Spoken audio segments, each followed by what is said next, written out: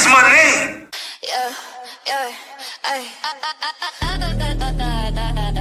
Diabolical Divas. Diabolical Divas. Diabolical Divas. We're the ladies with the tea, spilling truth on every mic. Breaking down the games, men play, yeah, we're calling out the hype. Strong, bold, beautiful, we say what's on our minds. Welcome to Diabolical Divas, where the real talk always shines. Oh, Diabolical Divas. Say it loud, say it clear, no fear, no filter. Oh, Diabolical Divas. If it's about men and madness, girl, we're right here. Diabolical Divas.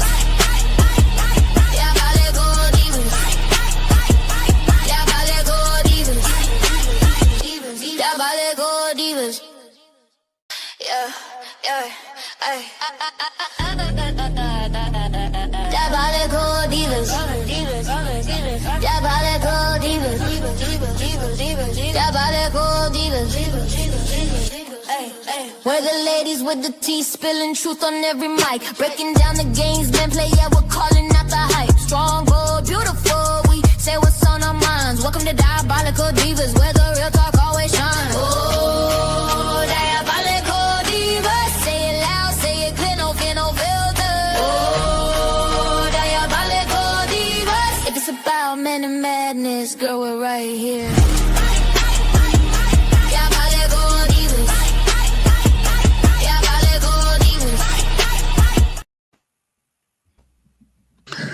Hey, welcome to Ladies Night featuring the beautiful Diabolical Divas.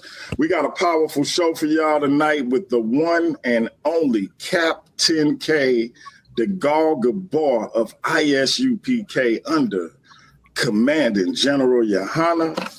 But before we get into our spiel, y'all already know what it is. It's your brother DMG, the poet, a.k.a. Brother Pianki. I ain't going to go into my whole diatribe just in case y'all thought I was, because this ain't really my show. But I do want to give one of the original pillars of Paradigm Shift TV 314, my brother, my captain, y'all captain, CAPT10K, DAGAL GABAR, a proper Captain Paradigm Shift greeting. And you already know what I got to do, Cap. Running this shit. Sit your $5 ass down before I make change. Cap, welcome back to the shift, my brother. Let the people know what it is. Oh, look, they already know. CAPT10K, DAGAL GABAR of the ISUPK under Commander General Johanna. Like my man DMG said, and I'm here with the sisters. I actually had asked them to come on our show first, but they beat me to the punch. You see how many of them it is. You know what I'm saying? About 12 of them. So they turned around and asked me to come on theirs first. So, of course, you know what I'm saying? I'm here, and then hopefully they'll come on ours as well. No doubt, no doubt. All right, ladies, it's on y'all. The Cap is here at y'all disposal. Whatever y'all got to ask away. I'll chime in from time to time, but I'm going to let y'all rock out. So my first question to you would be, what made you interested in us coming on your show? Well, I actually heard a little bit. I don't remember which show it was, but I heard a little bit, and I heard I don't know who it was that was talking, because I think I was coming from one of my contracts and I was driving, and I believe one of the sisters, I heard them say that the black woman was God. So I was interested in knowing why and where, you know, saying where y'all get that from. Well, actually, that was the whole topic of the show, right? And my premise on the black woman is God, she is the closest thing to the creator, right? Mm-hmm. The creator chose the woman to be the vessel to carry a spirit from one realm into this realm as a human. Mm-hmm. So that's my whole premise of it. I got you. And where you get that source from? What you use to back that up? Life, me being a mother, Be it me bearing children, carrying a children in my womb for 10 months. Okay, Yeah. I hear you. But what about the man that has the child as the seed that's alive inside of him? Like wouldn't that be God first? Or wouldn't you Well, consider the man to brother, be the the, the man is absolutely instrumental in the process of procreation. But me, myself, I do not believe that the man carries the seed. I believe the man is the fertilizer. The women are born with the eggs that they're going to have over a lifetime, That's right. and that would technically be the seed. Yep. And the man comes and fertilizes it, and then we do the rest from there. right? So the man don't put no seed in there. Like, well, how you gonna brag and boast on your giving birth then? You Because would I'm born with the seeds, brother. That's what eggs are. The You're the scientists call them fertilizer. eggs. Men are the fertilizer. Fertilizer. We're the seeds. so you saying that the seed is already in you, the baby Yes. is already in you, and the man just come and water it. That's basically like what you're saying. Yeah. Correct. What science is that? Huh? Because Okay, I heard of Common sense. One. no, I heard of women being able to have their own children, but I ain't never actually seen no real proof or no real science of that. So where is that at? Where can we find some information on that? Well, brother, I'm not saying that women are asexual. If you paid attention to what I'm saying that the man Right. comes with the fertilizer. Just look at it like if you planting a garden, right? When you're gonna start a garden, you plant the seeds. The seeds grow in triple darkness, and you go and you fertilize it, and then the seeds grow in triple darkness. We are born with these eggs that we're gonna have over a lifetime. You guys don't get working sperm until when? Puberty? Mm-hmm. That's right. That's right. So, but still, you said that the woman has the seeds. You said she's born with the seeds, and then you're saying eggs, and then you're No, saying the man has the fertilizer. I But the didn't seed, say eggs. Science says eggs. I didn't say that. I said oh, the women are okay, born with the seeds that they're gonna have over their lifetime. okay, I didn't know somebody else was talking. I'm sorry. So you're saying that the woman is born with the seed or the egg. Which one are you saying? Seed. Seed. Okay, and the other sister, the other diabolical diva, is saying the eggs. That the woman is born with the eggs. That's what science calls it. That's a sign. Yeah. And like she said, we're born with the eggs that we're going to have in our lifetime. Right, but the man can reproduce. What is it, like a million of them a day? That's if Not that's necessarily true. the Even though they produce that many, A even million. though they our produce, egg. Yeah, if we even accept your though sperm, you can shoot all day, but if we don't accept the sperm, then it's in vain, right? Right. that's right. If I may, I got a question for everybody, including Cap. And y'all take y'all time on who answer first or how y'all go about it. But so my sister made a good point saying that we don't get our sperm until later on in life, whereas they born with every egg they gonna have. So the juxtaposed to that is men can pretty much impregnate a female until the day we die. Like once we get it, we got it. And so unless it's a medical situation that prevents us from being able to do it, but if all things remain intact, we got men in their 90s impregnating women that are able to be impregnated. So what do y'all say to that as it relates to the Black woman being God as it pertains to her ability to bring forth life and being born with that ability pretty much intact, as far as the seed or the eggs? What do you say to the man being able to fertilize that life pretty much from the time he get it to the day he die, if all things remain intact?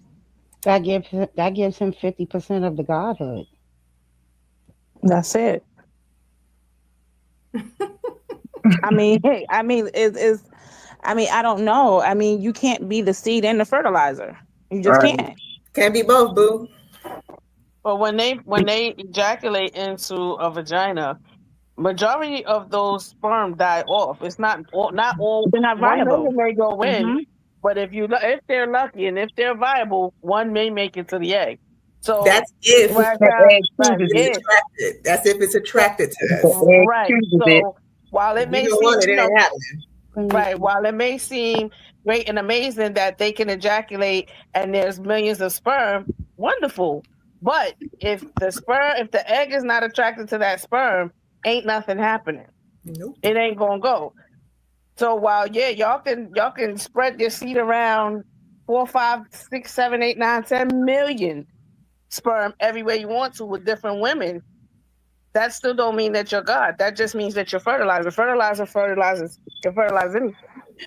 Yeah, because you have women who have long-term relationships and cannot get pregnant by the man that she's with. Let's just say that relationship doesn't work and she gets with someone else, and she get pregnant.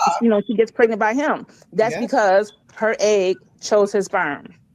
But they'll blame the woman like, "Oh, you're infertile." No, it's not. 9 times out of 10, it's not the woman's fault that she can't get pregnant.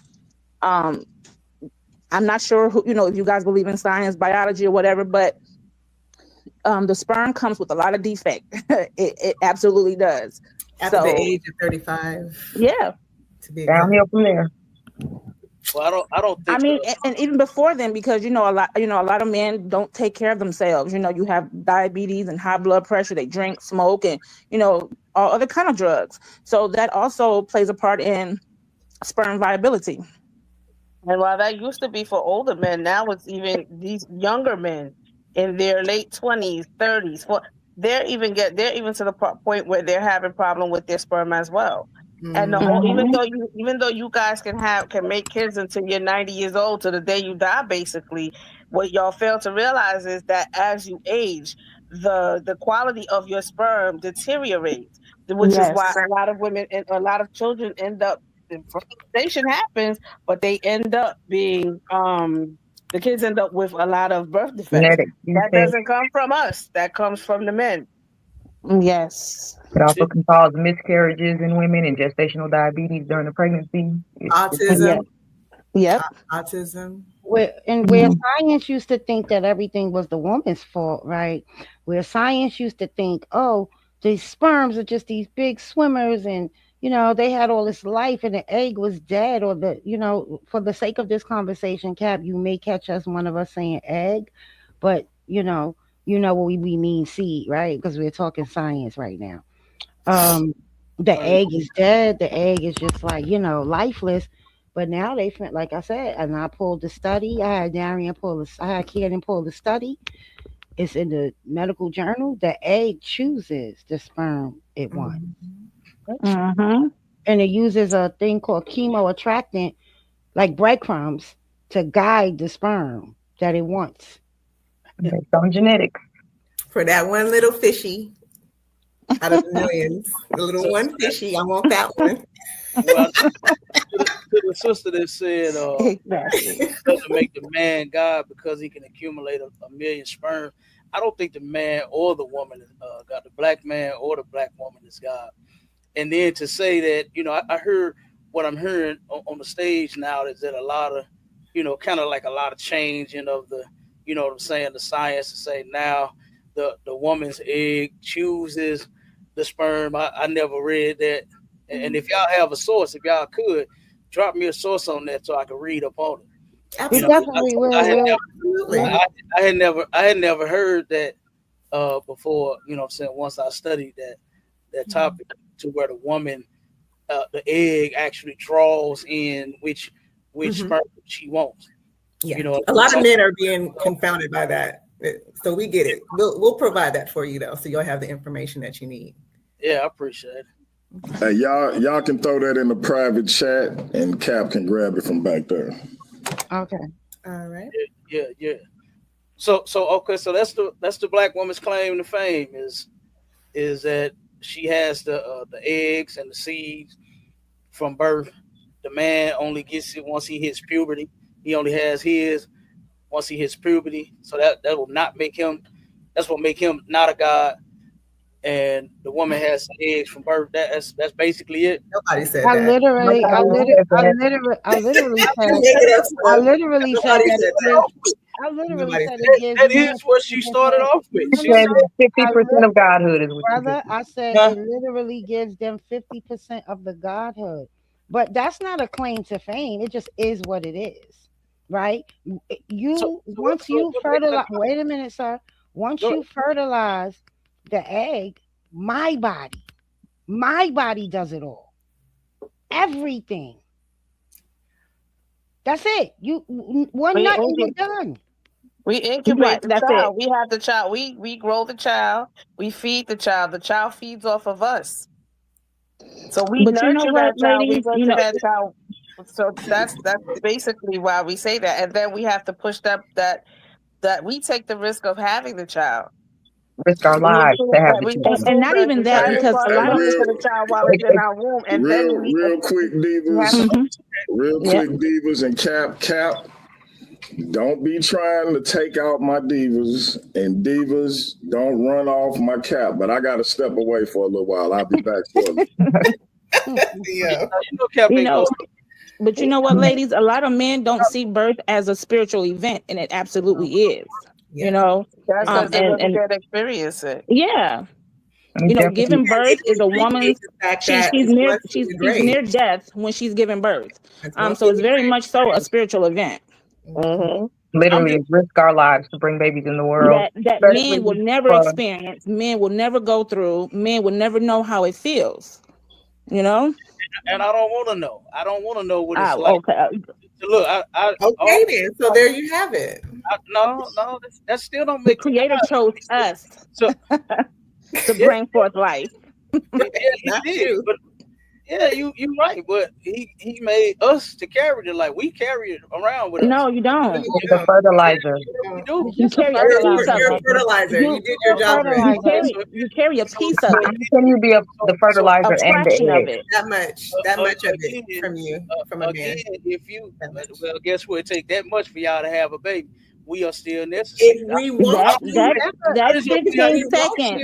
You make y'all like this, and then you make if we want you. That don't even make sense.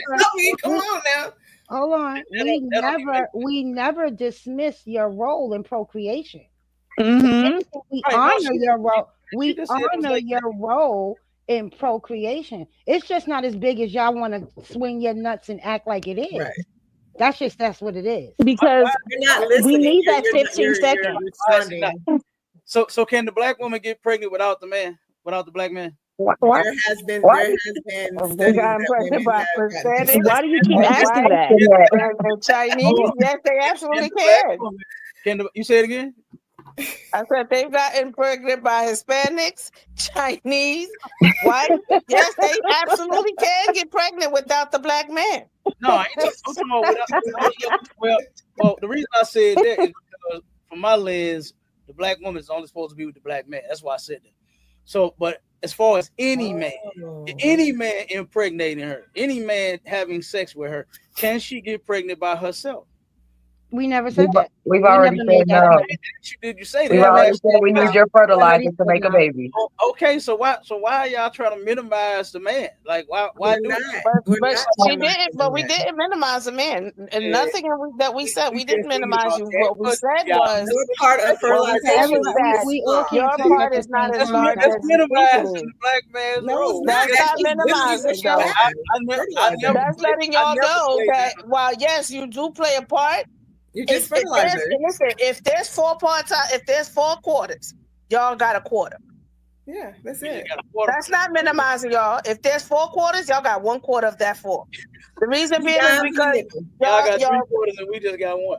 Yeah. Absolutely, we take all the risk. What risk do y'all take? Y'all don't take any risk. We really, literally risk our lives. Let him answer, Cookie. What risk y'all take? The risk a man take is the woman that he puts his seed inside of. What kind of risk is that? What kind of risk is that? Are they losing their life because they're losing their life as a result? That's a major risk. I do understand that women giving birth, they are absolutely subject to no longer be alive, right? I've heard of some women dying giving birth to children. Especially black women. We're 3 to 4. Black women are 3 to 4 times more likely to die during childbirth. So what is the risk? What's the physical risk for men? I do know that that's a fact, but at the same time, there's still risk for men. What are the physical risks for men? What are the physical risks? If a man put, well, you talking about physical, you just asked me the risk at first. Now you're saying the physical risk. Yeah, I think death is a physical risk of pregnancy for a black woman. So what's the physical risk for a man through pregnancy?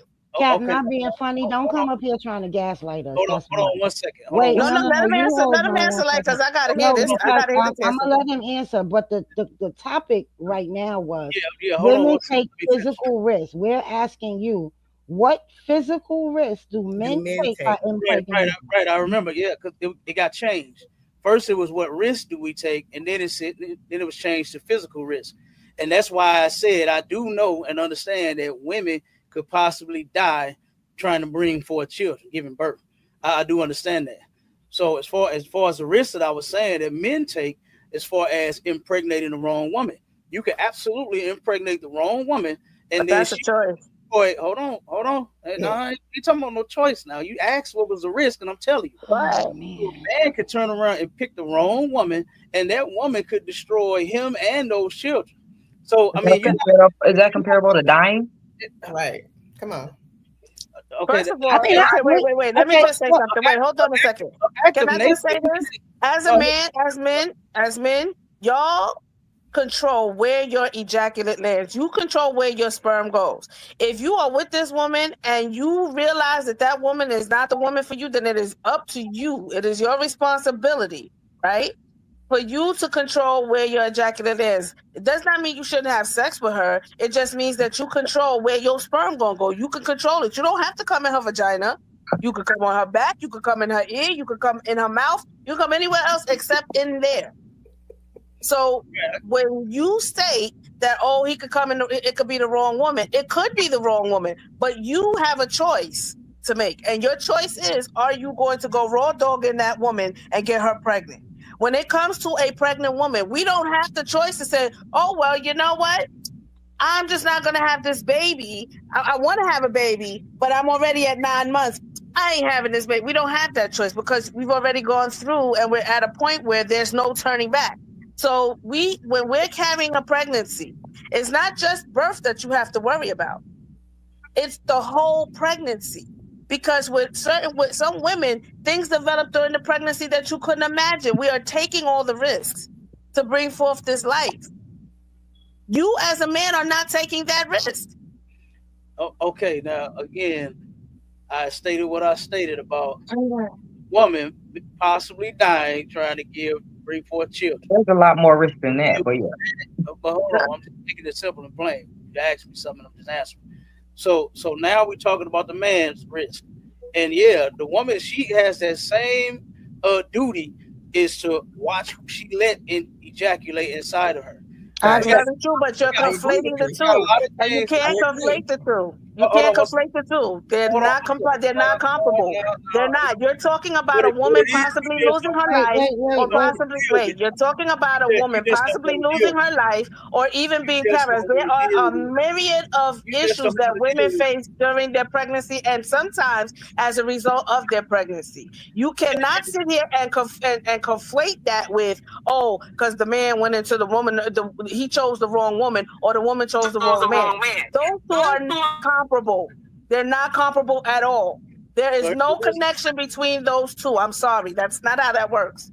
Men do not have to physically carry a child. They don't know what it takes to physically carry a child. They don't know how to They don't know what it takes to physically push a child out of their body or to expel a child out of their body. So to speak on the physical, you cannot speak on that. So there is no comparable physical risk. What you're talking about are choices that they make previous to the pregnancy. We're not talking about that. We're talking about the physical risk of pregnancy to a woman. That is what we're talking about when we say about the black woman being God. We said we bring forth life.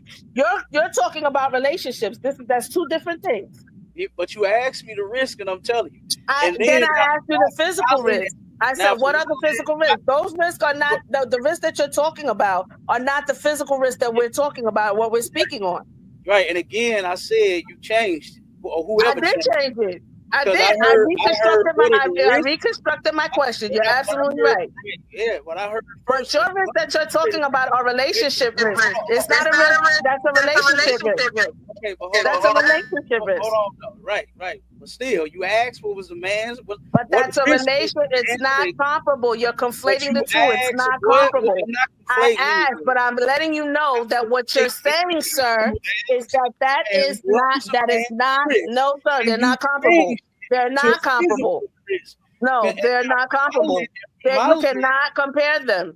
You cannot compare those two. The risk that you take having a child physically and what you go through physically having a child is not comparable to a man deciding he's impregnating the wrong woman. Those two are not comparable at all.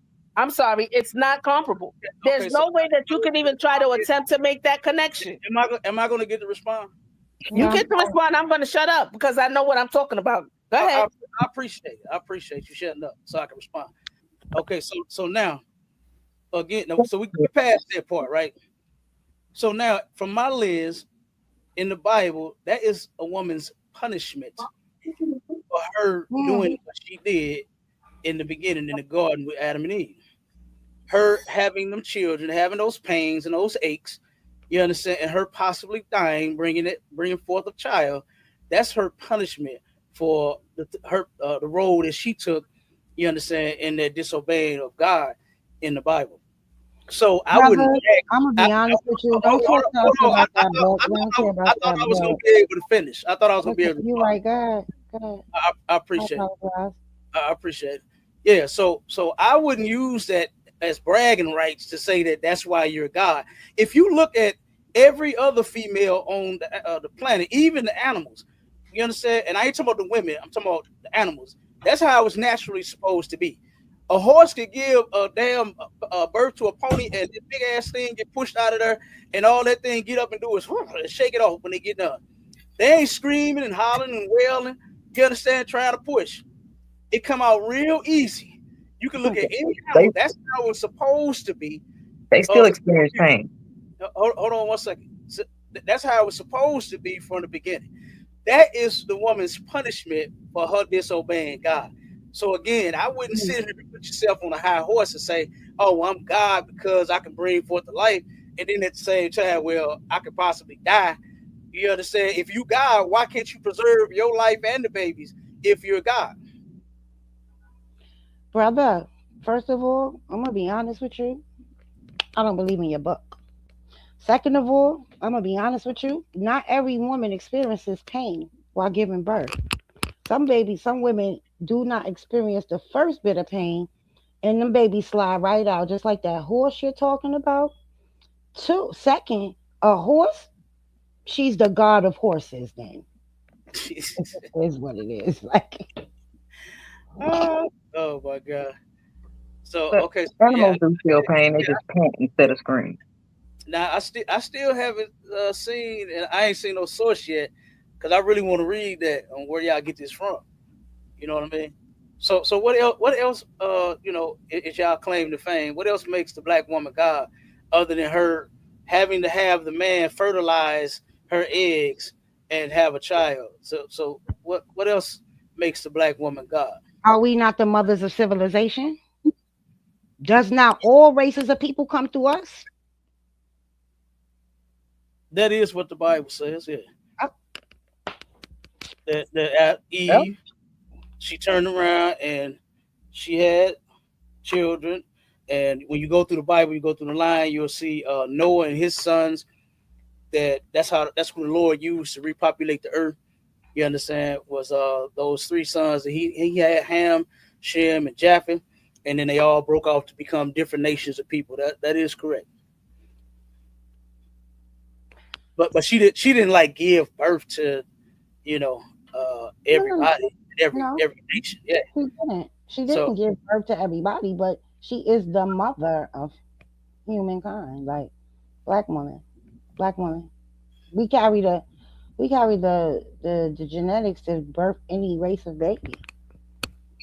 Like that doesn't make sense. Like So why is the hood in such disarray? Why are black households, you understand, ran by single mothers, children are bad as hell, not in control?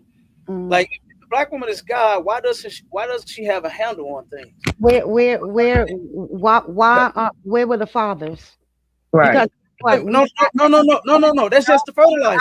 He's just fertilizing. No. He's a fertilizer, but that doesn't mean he Part of the doesn't have a procreation process. responsibility.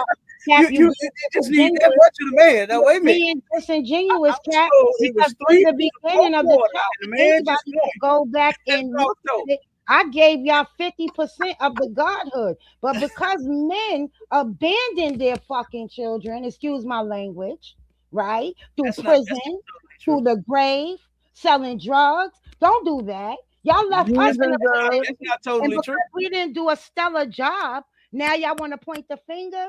It don't work like that, baby. No, nobody's pointing the What finger. you fail to realize is the black community is a reflection on not just us single black mothers. It's also a Black reflection on leadership. y'all deadbeat black fathers. So Black just leadership. accept that. It's God, though. It doesn't matter, but y'all, guess what? Y'all are supposed to be there to support the God then. So y'all demigods. So y'all can come in and support us. So like I said, your responsibility, so whether we may feel that we are God. We can say that we are gods. We may feel that we are gods. I don't really say gods. I think we're more like goddesses. But anyway, okay. But you can't go, excuse me, hold on. But you can't go into another community and they tell you the same thing. But I will tell you that the thing that they do look at is in our community to see the amount of single mothers that are going on, that the single motherhood that is prevalent here in our community. The first thing they ask is, where's the men at? Right. That's the first thing that they ask. And you know why they ask that question? Because they know the answer. Now the Caucasian women that y'all was running to at one point are getting smart about that too. And they're recognizing that, damn, you know what? We kept saying it was y'all. And come to find out now it's not us. Becoming single mothers too. Baby. Okay, hey, look, I got a question real quick for my brother Cat, if I may. Let me say this real quick. I was just told on this show that there's 4 quarters in this system, and the man is only 1 quarter. And when you do the research of the procreation process, hold on 1 second. 1 second. Wait a minute. No, we weren't talking about parenting. Real quick. I need everybody to mute out. Everybody mute out. Everybody mute out. Let's reboot. Okay. Yeah, don't minimize. So, Cap, what's your question? And then I got a question for you. Okay, I got it. Now I'm just gonna make a statement. It's because see, you want to minimize the man and say he's fertilizer, and then he's just this little smart. That's all we need from him is this little bit. You know what I'm saying? And then I got 4 quarters, but he just 1 quarter. All of that. Then when it comes to you handling your business properly, and I'm saying, why isn't the household together then? Why aren't the children together? Right? And then now it's the man this, the man that. So now we're saying that the man is more vital and necessary than what you are actually saying this little bit, and that's that 1 quarter and all of that stuff that y'all was saying. So now, but if you God, you're supposed to handle business regardless. Right, the black household, when you look at it, it's not abandoned by most black men. The household is split up and broken up because of most black women. Right? So when you look at what really happens, right, that's how it goes. So how are you sitting here saying now that the man need to be responsible when you God's supposed to be able to handle this, whether she got the man there or not. So that's why I'm saying I just don't see the black woman being God when I'm looking at all of the failures in the black community. And I don't just blame it all on black women. I say black men and black women are both responsible for the shit that we are in right now. Right? Ideologies like this that's making it worse. But go ahead, DMG. I know you said you had a question. All right. So, hey, look, real quick, family, for those who don't understand why I say, even though I know I'm wrong, man, Hennessy make a brother think he's strong, man. This is why. Cats like CAPT10K. I knew when I left, the Divas was going to either try to rip him apart or he was going to try to rip. I knew it was going to listen, this is, anyway, check this out. Shout out to my brother Cannon for coming in and having my back just in case somebody dropped off and needed to be brought back up. I ain't even asked the brother I ain't even have to ask him to do it. He just came in and did it. I ain't even know he was in here. I'm wondering why people coming in, I'm trying to add them, and shout out to my brother. I appreciate you. So my question to you is this, Cap, and then I got a question for the ladies after you answer yours. Yeah. You were saying something about, as briefly as you can, refresh me on what you were saying about animals not having pain during childbirth. I heard a little bit because look, hey Cap, I had to get comfortable, right? I put on them gray sweats. My queen almost didn't let me get back down here. So, but I was trying to hear you. So what did you say about animals and pain during childbirth? What I was saying is that, now I don't know, of course, because they animals, like as far as pain levels, you know how you ask a woman, how are your pain? You know, so from 1 to 10. So nobody can go to a dog and ask them exactly how much pain they feel. But I have seen a lot of videos to where animals don't seem to be hurting as bad as the women do. I watched all 10 of my children be born, and I damn near lost all of my women for them bringing forth my children. You understand? I thought they were going to die. They were screaming and hollering. I could hear them all the way in the goddamn waiting room. You understand? I could hear them in the bathroom. I could hear them down the hall. You understand? Trying to bring forth my children. So, like I said, I agree that, you know what I'm saying, that there is, you know, as far as a woman is concerned, you know, she could possibly die, lose her life from bringing forth children, you know, but the thing about her being God, that's what I'm trying to see. So what I said about the animals in the videos that I've seen, and I haven't seen all, of course, but the videos that I've seen, I haven't seen those acting the way it's supposed to have. And then when you tie it into the Bible, and when you know that that is a punishment from the Lord for them to bring forth children in sorrow, then it all makes sense to me. So that's what I'm saying. Okay, so that leads me to my question for you, Cap. So Eve's punishment was to have a cycle and to experience pain during childbirth, right? Yes, for her to what it says is to bring forth children in sorrow. Okay. Now, specifically what I'm asking is her cycle tied to that as far as what they have to deal with every month? Her period? No, I wouldn't say that, and I would have to look that up. So I wouldn't say that her period came as a part of that. What the Bible specifically says is childbirth.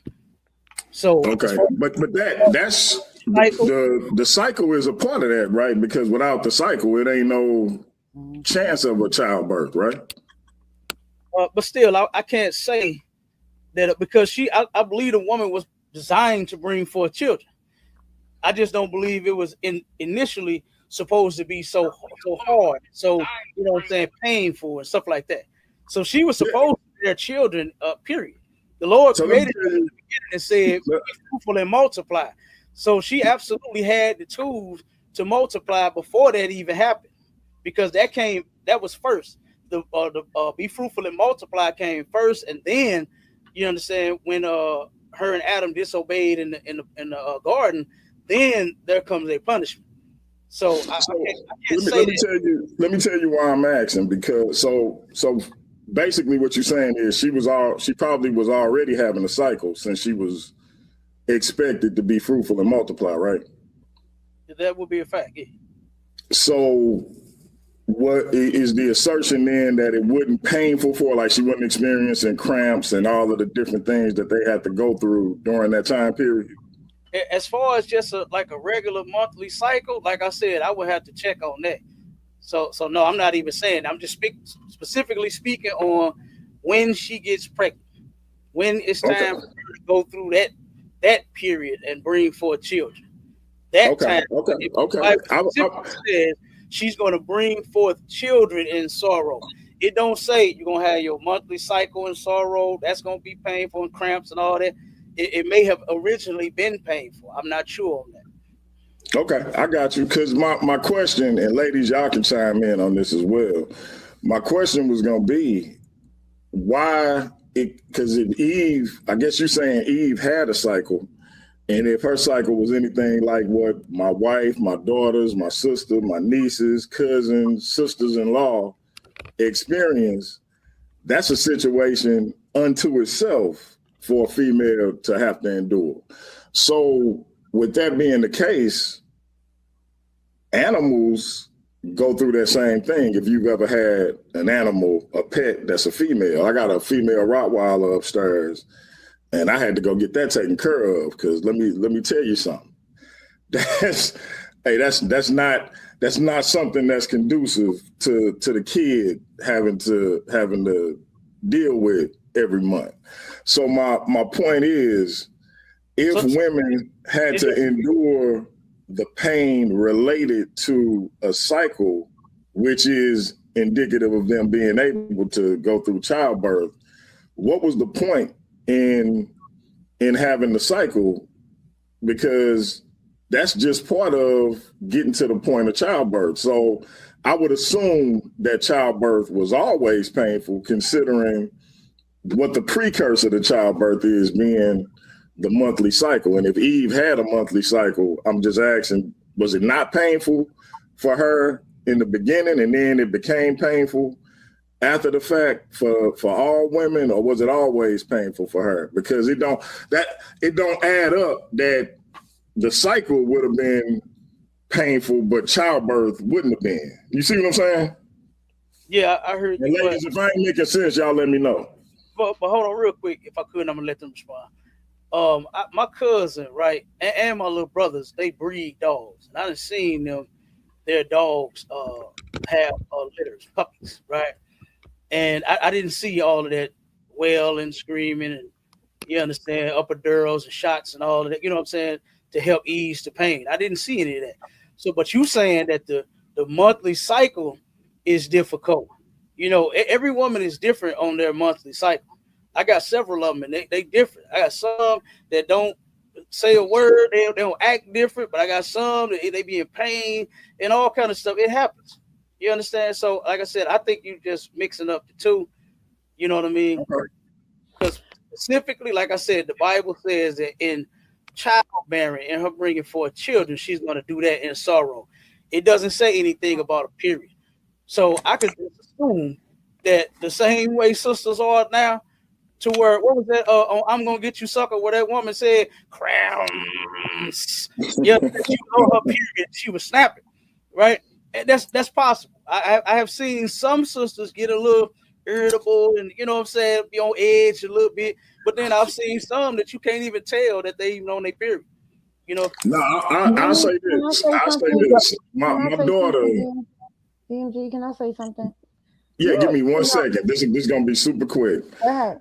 Real quick, Cap. My daughter, she's 21 now, but ever since that thing started, it has been a horrible experience for her every month. Now, with my wife and my other daughter, it kind of differs. Sometimes it is, sometimes it ain't. But for my one daughter, it is horrible from start to finish. And that seems to be a situation for a lot of women. So I was just curious about that. But like I said, ladies, if I was off on that, y'all let me know. But go ahead, Light Brown, it's on you. I mean, every woman is different. You know, this brother sitting here acting like every woman experiences pain when they give birth. That's an absolute lie. You're sitting here. My son breeds dogs. He breeds Frenchies, and those dogs, they can't even have sex to get pregnant. They have to be artificially inseminated. Those animals go through a lot of pain. They're panting, they like almost pass out. So you're sitting here on this panel, you're being disingenuous, you're making up shit. I told you that you guys are 50% of the godhood, because not only is the black woman God, the black man is God. You tried to turn it around on me, brother, and talk about oh, well, if y'all God, why is the black community in shambles? But you got to look at yourself. Where's your God? Where was your God when all of this was going on? Where's he at? Where's he at? Where's your God? I want to know where your God is now. Where is he? When these kids are killing each other, when people are doing all this, because we made in his image, right? So, and your God is a God of war and a God of chaos, right? The Chaos, youngest baby. God in the Canaanite pantheon, right? Your God with humans are acting just like your war God acts. So where is your God when all of these things are going on? That's what I want to know. And I'll be right back, y'all. Listen. Pantheon. That's not our God. And if you heard, Yahweh is your God, and Yahweh comes from the Canaanite pantheon. Don't play that game with me, brother. I'm not that one. One West is down the block from me. Because I know him. Don't play this game with me. Let him respond. Let him respond, y'all. Let him respond. I just want to know where his God is, DMG. Where's his God? His God killed people in the flood, killed women and children. Where's your God? Why is God being so rude to her guests? I don't understand it. All right, so that's not the same God. Okay, now, if you heard me when I said, I don't just blame the black woman. I said I believe both men, black men, and black women play a role in what's happening here. I don't think you heard. Listening is an art, and apparently a lot of people don't possess that skill. But you are saying that the black woman is God because she gave birth. I'm hearing several different people talk. So I don't know if it was you that said like the same thing with the egg and the seed thing, and the 50% God and something else thing, and the quarter, 1/4, and the just this little bit thing. I'm hearing several different things from several different people on the stage. So I'm not just saying per se that you said it. I'm just saying what I'm hearing because I don't know exactly who's talking each time someone talks. So I'm not saying per se you said anything. I'm saying what I heard. And as we went through that the first time, you heard the mix up. So again, but still, I still say that's why I began to ask you is if or ask the diabolical sisters, if the black woman is God, then if when she's handling her business by herself and she's raising her children, then why can't she have better control on her children? Why are the statistics that the children are going to more likely be dropouts, failures in school and in life, be on drugs and all this other shit that happens from the fathers not being in the home? And I don't totally blame the black woman for that design either. I blame that on the white man. The white man is the ridiculous. No, you can't blame a white man for everything. You can't do that. The white man, see, that's the thing. Black men have to stop blaming the white man for everything. I got a question for the divas. I think y'all are ridiculous, but I haven't interrupted y'all when y'all was talking. No, you right. So why y'all interrupting me while I'm talking? I don't understand that. Why doesn't God have self-control? I have more than enough self-control. You gotta let other people talk because you've been doing a lot of talking. So we're trying to also get to our point as well, sir. You know that? You do realize that, right? This is a discussion, and as part of a discussion, these things happen. Yeah, because he's been doing a lot of yapping. All right, real quick. Everybody, time out again. Let's mute out. I want to make sure we get the questions asked and we get the questions answered. So I'm gonna ask the divas a question, and then we're gonna turn it back over to them to ask Cap a question. But when we ask the question, we're gonna let him answer, and then we'll go around and let each one or whoever want to respond. So my question to the divas is this: if the black woman is God, when we look at things that are going on in the black community with regards to what our youth are doing, whether it's destroying themselves in violent ways, whether it's destroying themselves with drugs, and all of these other different behavioral issues that we have with black children that then get sensationalized by white media. Why? And we know it's a lot of black men that ain't in the home, but it's a lot of black men that are in the home. And statistically, black men are the most involved fathers. So if that's the case, and the black woman is God, whatever the issue is with the brothers and they lack of whatever, if the black woman is God, why can't she just manifest whatever result she wants to have for herself, for her children, and for her men? That's to all the divas. I guess the same reason God can't do it with us. Everybody has free will to do what they want to do it. Yes. That was my answer. Exactly. That part right there. She said it exactly.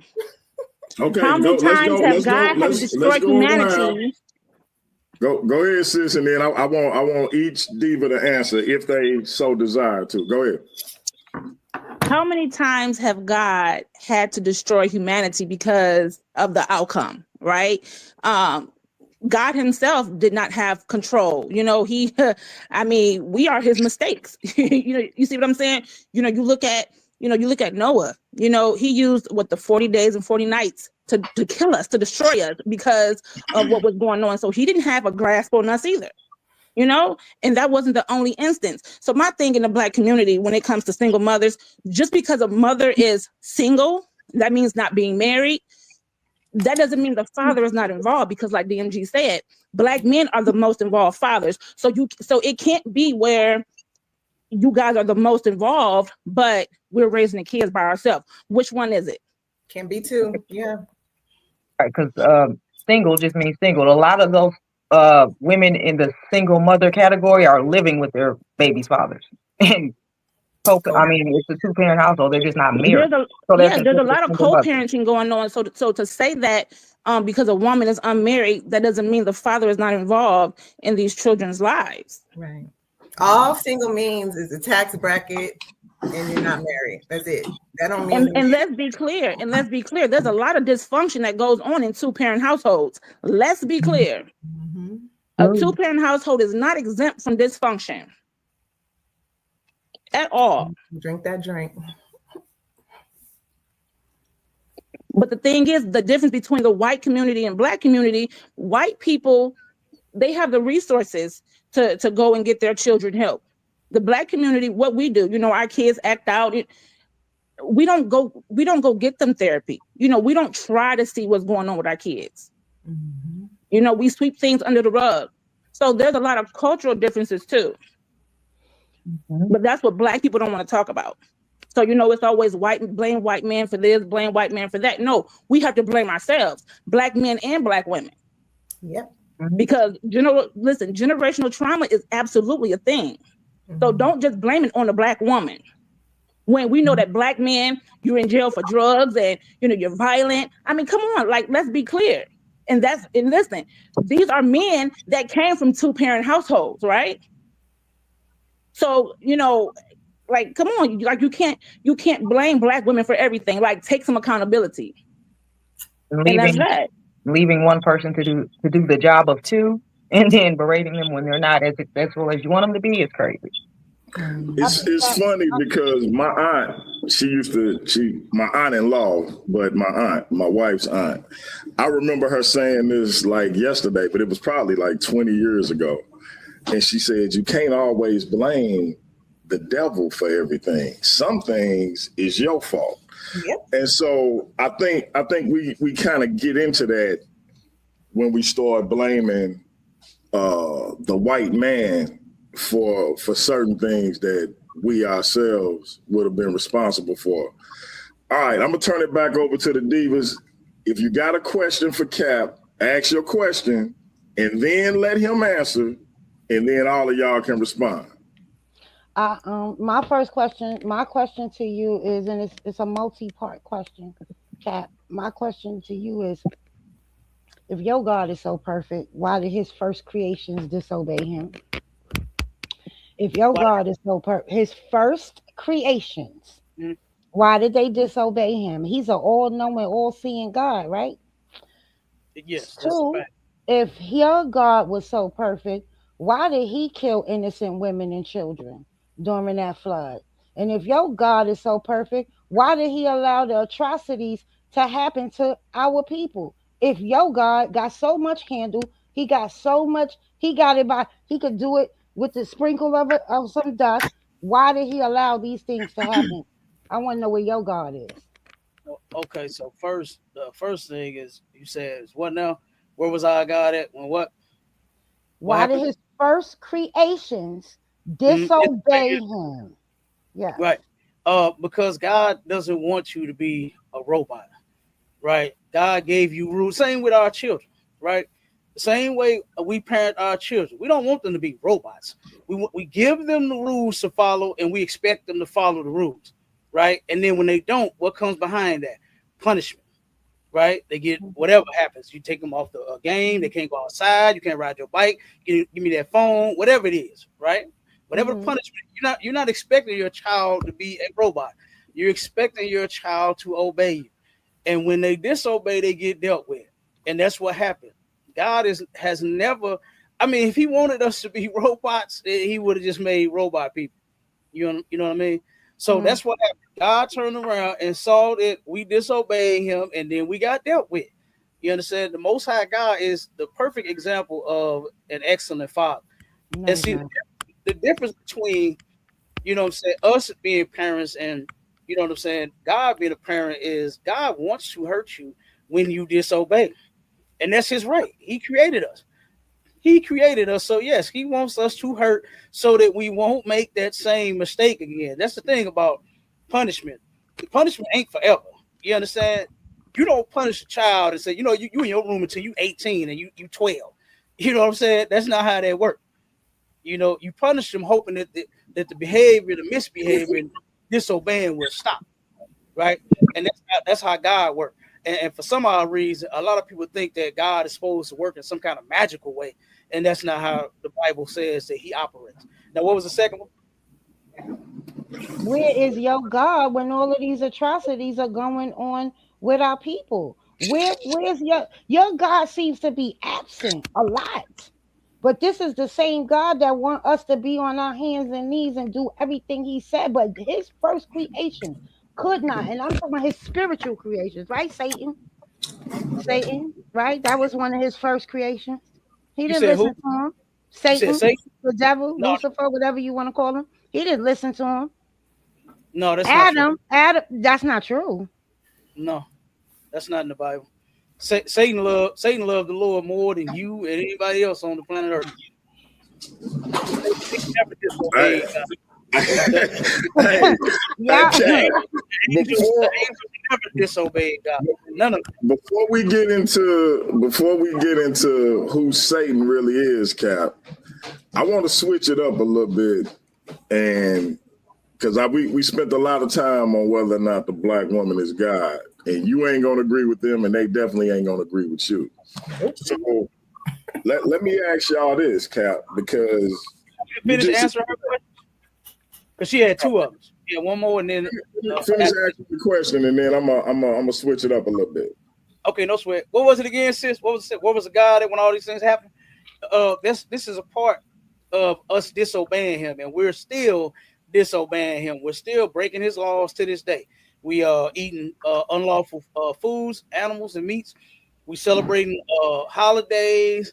We're on doing drugs, smoking weed and crack, right? Celebrating birthdays. We Christians in the church. We are still disobeying God to this very day. So that's why we went through the things we went through in the past, our ancestors, and that's why we going through things that we going through right now because of our continual disobedience to our God. And what was the third one? I'm asking you where's your God? Didn't Christ drink? Didn't he hang out with the ills of society? It's not unlawful to Didn't drink. right, but It's didn't he hang out with the ills of society trying to help them people? trying to help them do what? What you mean? Trying to help them get their life together, right? Didn't he? The people that we look down on, most people look down on today. Christ hung out with those people, did he or did he not? It said he hung out with the sinners, right? I'm paraphrasing. Hmm. The people that were breaking God's law. He was teaching them how to keep God's law. I'll be right back, y'all. Y'all handle it from here. I'll be right back. Give me 5 minutes. But didn't God allow his son to be killed? He let the people kill his son and put him up on the cross and crucify him. He didn't try and save his son. He allowed him to die. No, he didn't try to save himself. He didn't try to save Jesus either.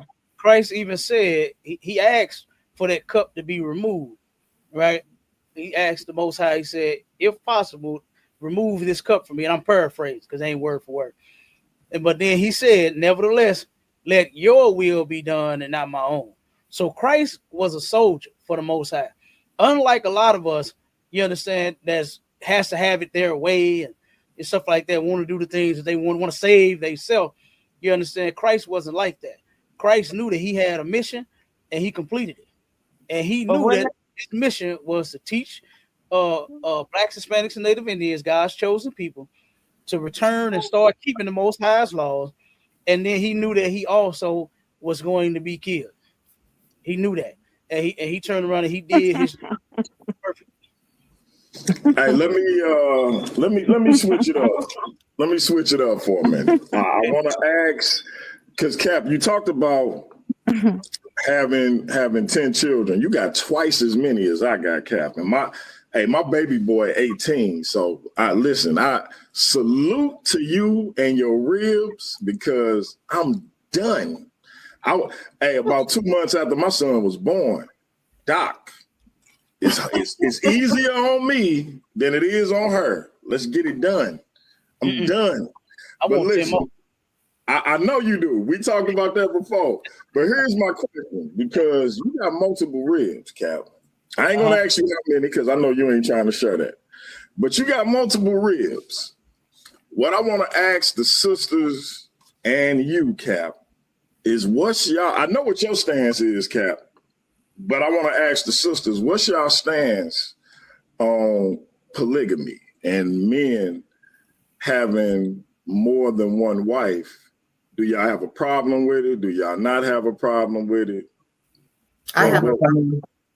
Break it down why you got a problem with it. I just don't believe in it. Especially with Black people, because there's no resources really to sustain it. And most of the time, their motive is just having a bunch of different women together to have sex with and stuff. That's just my thought. Okay. Now, that's one diva. Cap, respond. And she said, what now? She don't believe in it because of what? She said she don't believe in it, and especially for Black people, because it's not enough resources to sustain it. And most of the time, brothers just want another woman to have sex with. Lust, nothing but lust and gluttony. Yeah, that's the excuse that a lot of people that are against it like to give. Okay. But but I know one thing, that a lot of women that are against a man having multiple women, they're not against sharing themselves with multiple men. When you ask them how many exes have they had, how many bays have they had, how many baby daddies do they have, it's going to be multiple. What? So it's kind of, I just think that's just kind of weird. Is this for real? It's for real. Let him go, y'all. Let him go. Go ahead, Cap. He's funny. He's a comedian. Go ahead. What's funny? Cap, hold up, Cap. Elaborate. What you mean by how many exes and how many bays they got? I don't like. Asinine. Elaborate. Because when you look at most women that disagree with a man having multiple women, they have had multiple men. So not at the same time, not living in the same house and not being married. Hold on. I'm gonna go around. Tell me something about me. Real quick. I'm gonna go around to each diva. Yeah, because I want to answer. Each diva. So we're gonna go one at a time. Let him respond to Cookie, and then I'm gonna go around and I'm gonna let him respond to everybody. Finish up, Cap. Yeah, we're talking about having multiple periods. So you saying it's not enough resource, but how does a Black woman get to have resources for multiple men, multiple baby daddies, period? If it ain't supposed to be no multiple, why do you have multiple? Period. That's what I'm saying. A lot of women, they love sharing themselves with multiple people, but they don't want to share their man with another woman. I think that's crazy. Okay. That's not the same thing. Okay, can All right, look. say something? What Look. does one have to do with the other? You just said. Yeah, So what you're basically trying to insinuate. Hold on, I'm gonna come around. I'm gonna go Right, around. you done told me about one that I don't know. I'm Multiple sorry, men. Are you crazy? Oh boy. I want to go around to each diva. So now I'm gonna go to Sin. Sin, what's your take on polygamy, forward, against it, etc.? All right. So I don't have an issue with polygamy, right? Because I do feel like, we're not supposed to be monogamous. But I will say this, right?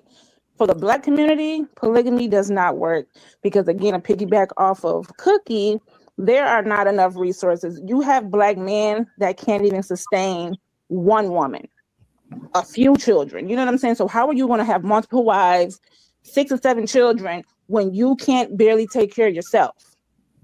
So that's the thing. So I think polygamy only works if you are able to, for one, care for yourself, and if you have the resources to take care of multiple women and children. And let's just be clear, that's not happening in the Black community. It's just not. So this is just my belief. I know a few men that practice polygamy, and the women make all the money. And it's just like they sit around and they, it's just for them, it's just, oh, I have multiple wives, I'm this. But no, they're not taking care of the household. But they want to be seen as the head of the household. They want to be seen as the leader, but the women are the bread makers. They're the ones that are teaching and nurturing the children. So if you're a Black man and you're able to provide for these women, go for it. But if you can't, don't do it. Okay. Cap, respond briefly though. Okay, real quick. I disagree with that, of course, because it's up to every man and his women or his woman, whichever he chooses to have, because it's his choice. He can have one, multiple, or none at all. And I think however he run his household, that's on him, right? And that's why relationships are intimate.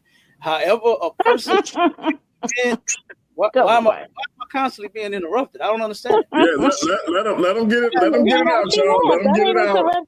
God has no. Let him get it out. You could have kept talking. I snickered. You could have kept talking.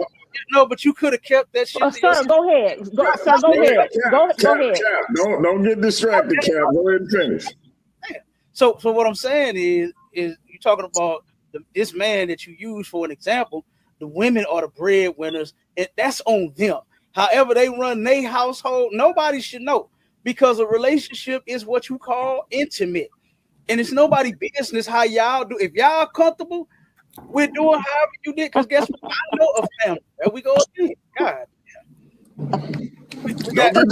Don't get distracted by the laugh, Cap. Go ahead and finish. I'm not distracted. It's just very rude. I don't interrupt anyone. But then I keep getting interrupted when I'm talking. So I know a couple, right? Their family shitted on them because the man ended up losing his job, and the woman and him decided on him staying at home working with the kids because she made a lot of money on her job. So she was like, I'll hold this down. You just hold this part down. And they dogged this man out because of how him and his woman agreed to work their household. And I just think that don't matter. However they do it, that's on them. And everybody should stay out of other people's business in their relationship. And people should keep that shit quiet. All right, DMG, go ahead. Okay. Light Brown, polygamy, for it or against it? I really don't care what people do in their relationships. I think it's a good thing if it works for you, but if it doesn't work, then don't try it. Mm-hmm. Look, man. Let me drop a bomb for Light Brown. Cap. I don't know if it's really anything for you to respond to with Light Brown, so we're gonna go to some. Yeah, I agree with that. It's not for everybody. Every man should not deal with multiple wives. Everybody shouldn't even try it. So I agree with that. And we don't force men to go and get you 2 and 3 and 4 and 5 women. That's not what we teach you.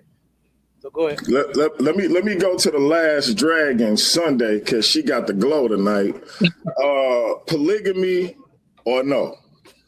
I mean, it's not for me, but I mean, it's not. I mean, it's for some people. So if it works for you, have at it. I don't. Again, I agree. I don't care what other people do with their relationship, but it's not for me.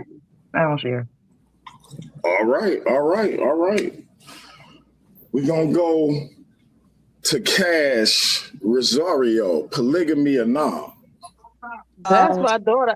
Oh, you ready? Okay, go ahead. I'm with Light on that. Like, I don't really care what people do in a relationship. If it works, it works. If it don't, it don't. Just, I don't really care for it. Okay. And last and certainly not least, if I say this wrong, sis, slap me later. Dida. It's bitter, but it's Paul. Dida, there you go. Okay. Yeah. I mean, I agree. Don't slap me. No, you know I would never DMG. I respect you to the highest, sir. So I agree. It's no one's business unless it's being forced on someone. If it's not being forced, then it is what it is. You know, it's a personal choice. I just hate to see those kind of relationships when they are brought forward or when they're brought forth or made public, where we see that there's no resources. Because my understanding, as part of polygamy, the male is supposed to be the one that has the resources to take care of his wives. It's not supposed to be where the wives are taking care of their husband. The husband is supposed to be able to sustain each wife individually in their own homes with their own resources and their children. So, like I said, I don't have a problem because that's people's personal. But when it's done correctly, there shouldn't be any issue. But what we've been hearing, I hear a lot of times, is there's some that are happy with it, but then you always hear the stories of jealousy between the wives. There's always something. So while it is whoever's business, there are some points to it that are not as glamorous as everyone thinks they are, or as being made to be. Okay, and Cap, this is for you on the subject of polygamy, and then I'm gonna turn it back over to the divas. Okay, can I respond real quick? Yeah, I want you to respond. Let me say this real quick. Divas, I'm gonna turn it back over to y'all after my next question for Cap. If y'all can, ask your question, let him respond, and then if y'all got a follow-up or y'all want to respond, just go in order and respond, and then ask your next question so everybody can be heard and clear. Cap, respond, and then I got a question for you. All right, no sweat. I'm gonna make it quick. That's not totally true. Is that man is supposed to have all the resources to take care of his woman according to the Bible. I know a lot of women that say that they are Proverbs 31 women, and in that Proverbs 31, that Bible will tell you that sister makes money. She has business and handles business. She's not just a stay-at-home mom. She's not like an Atlanta housewife where she just eat and drink all goddamn day and fight people on TV. You understand? She's handling business for her husband. He calls her blessed, and her children, and her maids and servants and everybody, because she's handling business. But in Ecclesiastes 22:4, it says, "A wise daughter shall bring an inheritance to her husband, but she that liveth dishonestly is her father's heaviness." And the reason she's her father's heaviness is because you at one point you could give them women back. You understand? You could break up with them women, divorce them, send them right back home to her daddy where he got her from, and now you deal with this broad because she's of no use to me. But a wise daughter brings an inheritance to her husband. She knows that, guess what? We got the table. I'm gonna bring some and drop some on it, and daddy, here it go. And then you make that shit grow. And other nations of people don't have a problem with that. If you go into a Chinese restaurant, you usually will see the China man in the back, the husband, frying the rice and the chicken wings, and you will see the woman at the cash register ringing up the rice. You go into 7-Eleven, you'll see the woman ringing up the Slurpees and the nachos, that's the wife, and you'll see the man in the back stocking the cooler and cleaning up the lot. You go every other race, you see them working together. to take care of each other. And guess what? Those men have multiple wives. You understand? So guess what? We could do the same thing, but the mindset is not there. Our people have been destroyed here. Our sisters and our brothers have been destroyed here in this place, in this hell that we are living through. So no, ain't no work together. It's all this argument about I ain't going to Cheesecake Factory. You got to spend $500 on my date. All this kind of nonsense that's going on between us. Instead of us coming together and making some shit happen, so it's just kind of ridiculous. But that's not true that the man's supposed to have all the money. That ain't what the Bible says. All right. So say something, DMG. I'm sorry, real quick, because he just brought up a very good point. So you're saying that in the Bible, it's not saying that the husband is supposed to have the resources. But in practice, it actually is. In Africa, when men have multiple wives, right, they're supposed to make sure that they are able to maintain those wives individually. I'm sorry. Africa is not our culture. So what Africans do, who cares? Now I agree with you on that, Cap. Yeah, hey, we got 30 people in the building. I need y'all to get them likes up. Shout out to the Diabolical Divas. When the divas hit the stage, business picks up. You add that with CAPT10K, and we out here winning. Sorry to the competition or the so-called competition, but y'all, hey, sometimes you just can't measure up, man. Listen, Cap, this is my question for you. I want to say something real quick. Given what the sisters' responses was, and we had different responses. Some was for it, some was against it, some didn't really care, some just simply said it wasn't for them. I know personally that when it comes to you and your ribs, it's a lot like my situation where, my business enterprises was inspired in part by my wife and my sister giving me the ideas for it and then them helping me manifest it. But since I'm 49, and since I was like 23, my wife then always made more money than me. But when it comes to me being the man of the house, it is what it is. But that's just my personality, and that's just our dynamic. My question to you is, and I don't, we ain't never got into your ribs economics, but I know at least 3 of them have helped you with your enterprises in terms of you doing your own thing as an entrepreneur. Do you believe that as a man, not only with one wife, never mind multiple, that it is incumbent upon the man to be the breadwinner in order for him to be the head of his house? Well, yes, it's that way now, but a lot of women don't think like that. You understand? At one point, they knew that, guess what? We had each other. That's all that we had. And whatever we came with, we made the best out of it. Like you said, they show you, what was that movie that they made? I forgot, with James Earl Jones. That sister was on, she was on Diane, it was Diane Curl. I can't think of the name of the movie, though. I can't think of it, but yeah, she on Assistance. Lord have mercy. Hey, Cap, real quick, just a quick. Diane Curl was fine till the day she died, man. Lord have mercy. That was Claudine. The name of the name of the movie was Claudine. That's what it was, Claudine. Yeah, that's what it was. Yeah. So I mean, but guess what? She knew that she needed more than just the assistance from the government and some money. She knows she needed a man, so she was willing to do. She was also working a job. You forgot about that. She had a job too. Yeah, that's why she had a job, but she still needed assistance. And that's why poor people need assistance. I'm not dogging anybody out that need assistance, right? If you need assistance, go get it so that you can provide for yourself and your family.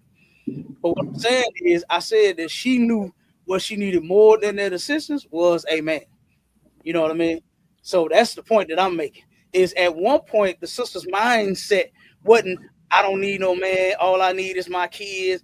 And the man got to make 100. What is it now? 100K. The man got to 100K. That's social media. That's social media rhetoric. You're not seeing young women or women out here in their streets regularly saying stuff like that. That's the minority. Not only that, if you're gonna make the statement, you have to make the statement complete, because women were not saying I don't need a man. They were saying I don't need a man, but I want a man. That's the difference. The only thing that a lot of these incels and these guys and these men focus on is the I don't need a man part. I'm an independent woman. No, it was I don't need a man, but I want one. They only took the first half of that phrase and ran with it. You talking about back in the day they were saying that they wanted a man? Yes, they did. I'm 56 years old. I'm telling you, that's what they were saying. Right. Versus right now, they're saying that they don't need one. Because that's women men saying that to women. That's not women saying that. And not only that, women at some point women needed a man, right? At some point, because to survive, literally survive. Literally to survive. It wasn't until 1973 that New York allowed women to have bank accounts and credit. That was in 73. That doesn't matter that she can have a bank. It did matter. It did, because what happened, what I'm trying to explain to you, is that there were certain laws in place where women couldn't do certain things. You guys, y'all want to hold on, Cap. Hold on, Cap. Let her go, Cap. Let her go. There were things that were in place. The law of coverture. You know what that is? The law of coverture. That was in place. You could not do anything literally without a man, whether it was a brother, a father, or a husband. Y'all got to stop acting like y'all have been stellar in this. Like, it's crazy. I'm sitting here, brother, and I'm listening to you, and you're like, oh, black women tell me they don't need a man. No, we don't need a man now to survive, because guess what? We out here, we're working, we're making the money that it takes to take care of the family. So that's the only, we want men, but we don't need y'all to take financially, Cap. Financially. That's what I'm saying to you. I disagree with you. So Cap, let me ask you this, Cap, because I think Light Brown make a good point, Cap. So now we know for a fact that black women are, if not the most educated at least in this country, they definitely amongst the most educated, and they definitely more educated than black men, which leads to them making more money than black men. So while they may not need us from a financial standpoint, what the sister is saying, yeah, I don't need you to pay my bills necessarily, but I still want you in my life. Is it not something to be said, Cap, this is directly to you, for a woman who make 100,000, 150,000, 200,000, saying, hey, black man, I still need you. Even though I don't need you to take care of me financially, I still need you to take care of me. Even though you make 50 grand a year, even though you make 60 grand a year, I don't need you to pay my bills, but I still need you. Is it not something to be said about that? No, what's to be said about that is that can be backed in the Bible, right? There are some women that will say exactly what she said. It's in Isaiah, I believe, 4:1, right? To where there are going to be some women that say, I can make my own bread, right? And I'm paraphrasing. That means money. We call money bread, right? She said, I'll eat my own bread. I just want to be called by your last name. So there are some women that's saying that they don't, want the man for his money. They just want the man. But the point that I was making to his question, and you obviously are not listening to me, because I never just blamed the black woman.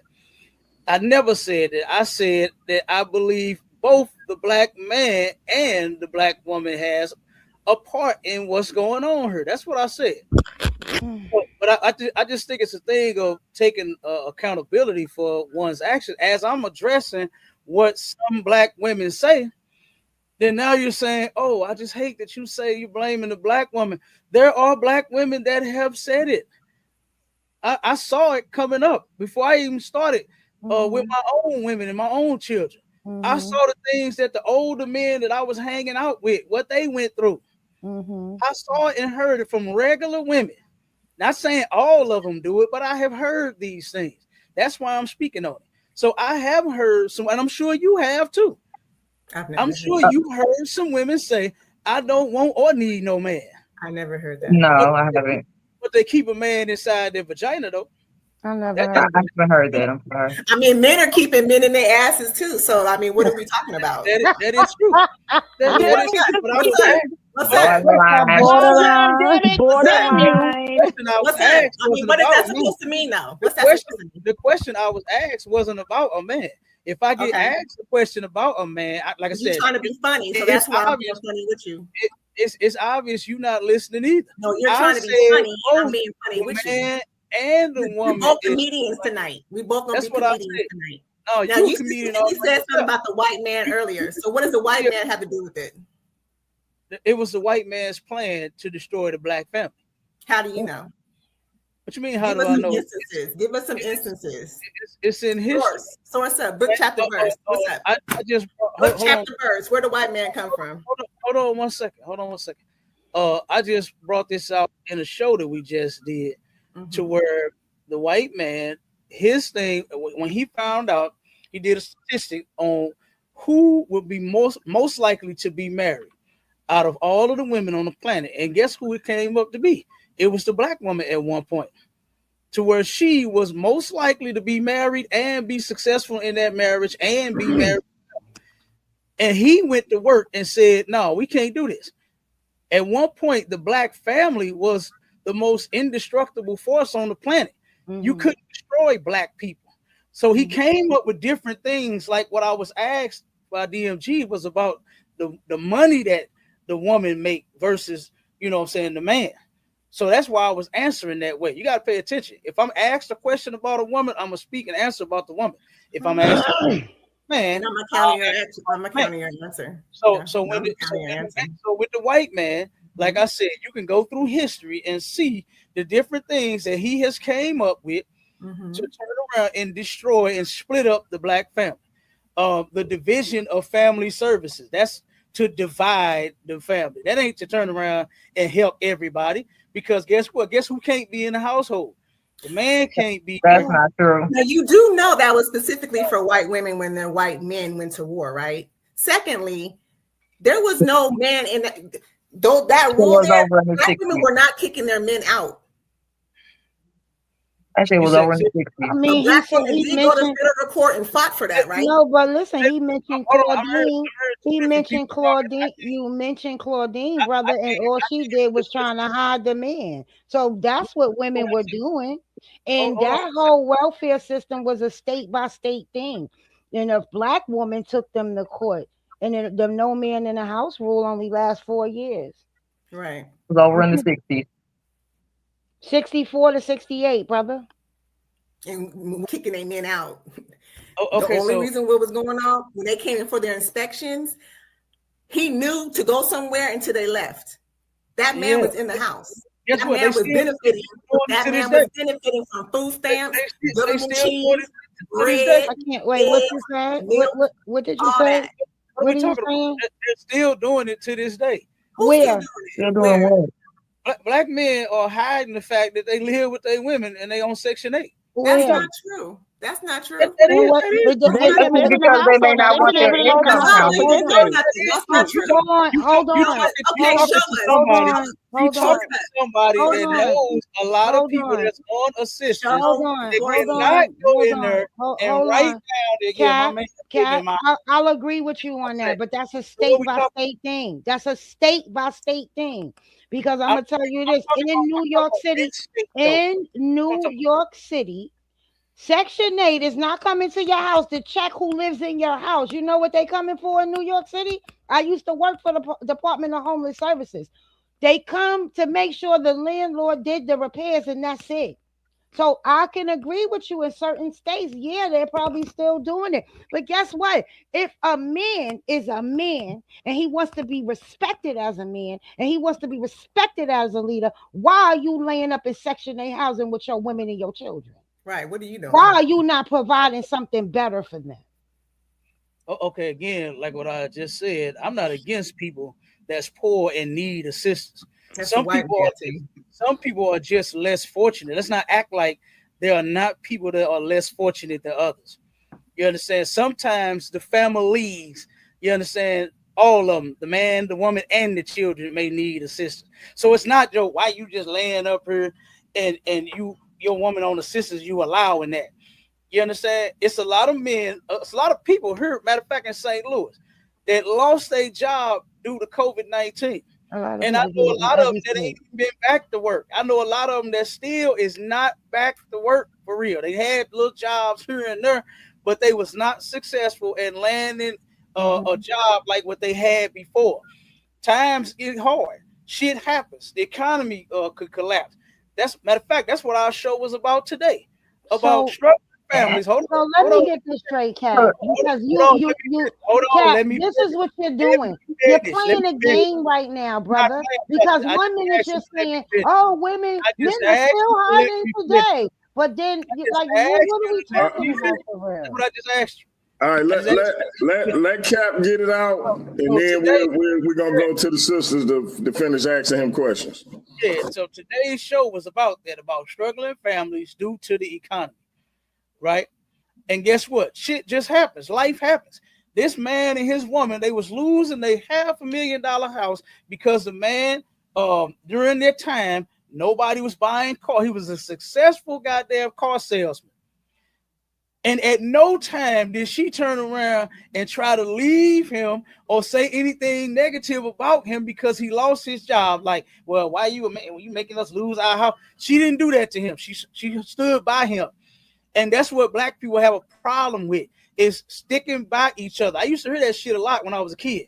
Oh, I'm with you in the cardboard box till the wheels fall off, all that kind of bullshit. But when it actually go into play and when you're needed to see if you're going to roll with me till the wheels fall off, y'all fall off before the motherfucker wheel. So I'm not saying, I'm not blaming black women for everything. I don't know what you listening to. You just did it again, brother. You just did it again. Hey, time out, everybody. Look, man, the Diabolical Divas. Listen, man. Hey, I tried to tell y'all can't listen. I'm just gonna say it plain. Sister Michelle Turner, please forgive me. If you don't mind, put my Venmo in the chat so people can donate. But I gotta say it like it is. They cannot fuck with us. The Diabolical Divas is on point. Salute to my brother CAPT10K, because he ain't backing down. But Cap, I got to warn you. Cap. I'm about to bring somebody to the stage, and let me say this, man. I know you don't back down, Cap. I know you don't back down, but this brother I'm finna bring to the stage ain't no joke. I call him Mr. Debate Mania. The sisters, I think they just call him bro, lil bro. Cookie might call him something else. But listen, man, I don't know if you want to stay. If you want to take your exit now, Cap, I completely understand. You my brother. You my brother in real life. I ain't gonna hold it against you. But I can't be responsible for what happened once I bring this brother to the stage, Cap. So if you want to leave, let me know. Yeah, right. Got it, DMG, you got it. I'm just saying. So listen, man, before I bring my brother to the stage, man, listen, y'all already know I be hitting the buttons on people, and before I bring my brother to the stage, I gotta hit this button, because the brother, if don't nobody else got it, this brother got it. The brother got the juice. Uh-oh.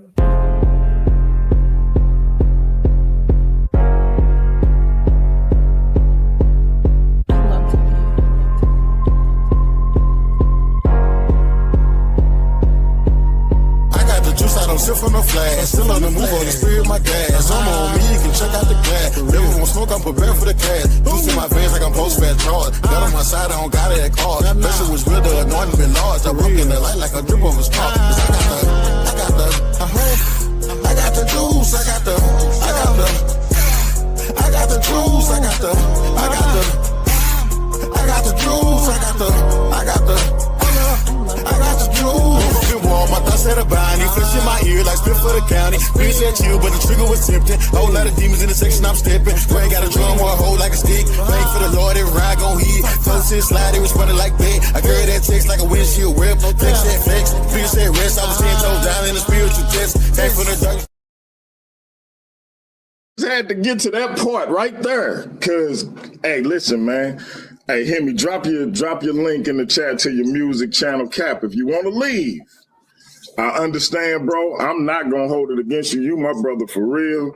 But if you want to leave, go ahead, man. Because Big Hemi, the biblical barbarian, aka Mr. Debate Mania, is in the building. And he looking dead serious. He remember what you did on Sharpen Your Sword. So if you want to go, you can go ahead and go, Cap. I got it. So I'm supposed to leave for the man that had to put on his robe and grab his tambourine and go jump in the choir when we had our do it like I sing in the choir. That's what I'm leaving for. Do it like I sing in the choir. Don't do that. For the man that sing "We Fall Down" and we get up. You mad?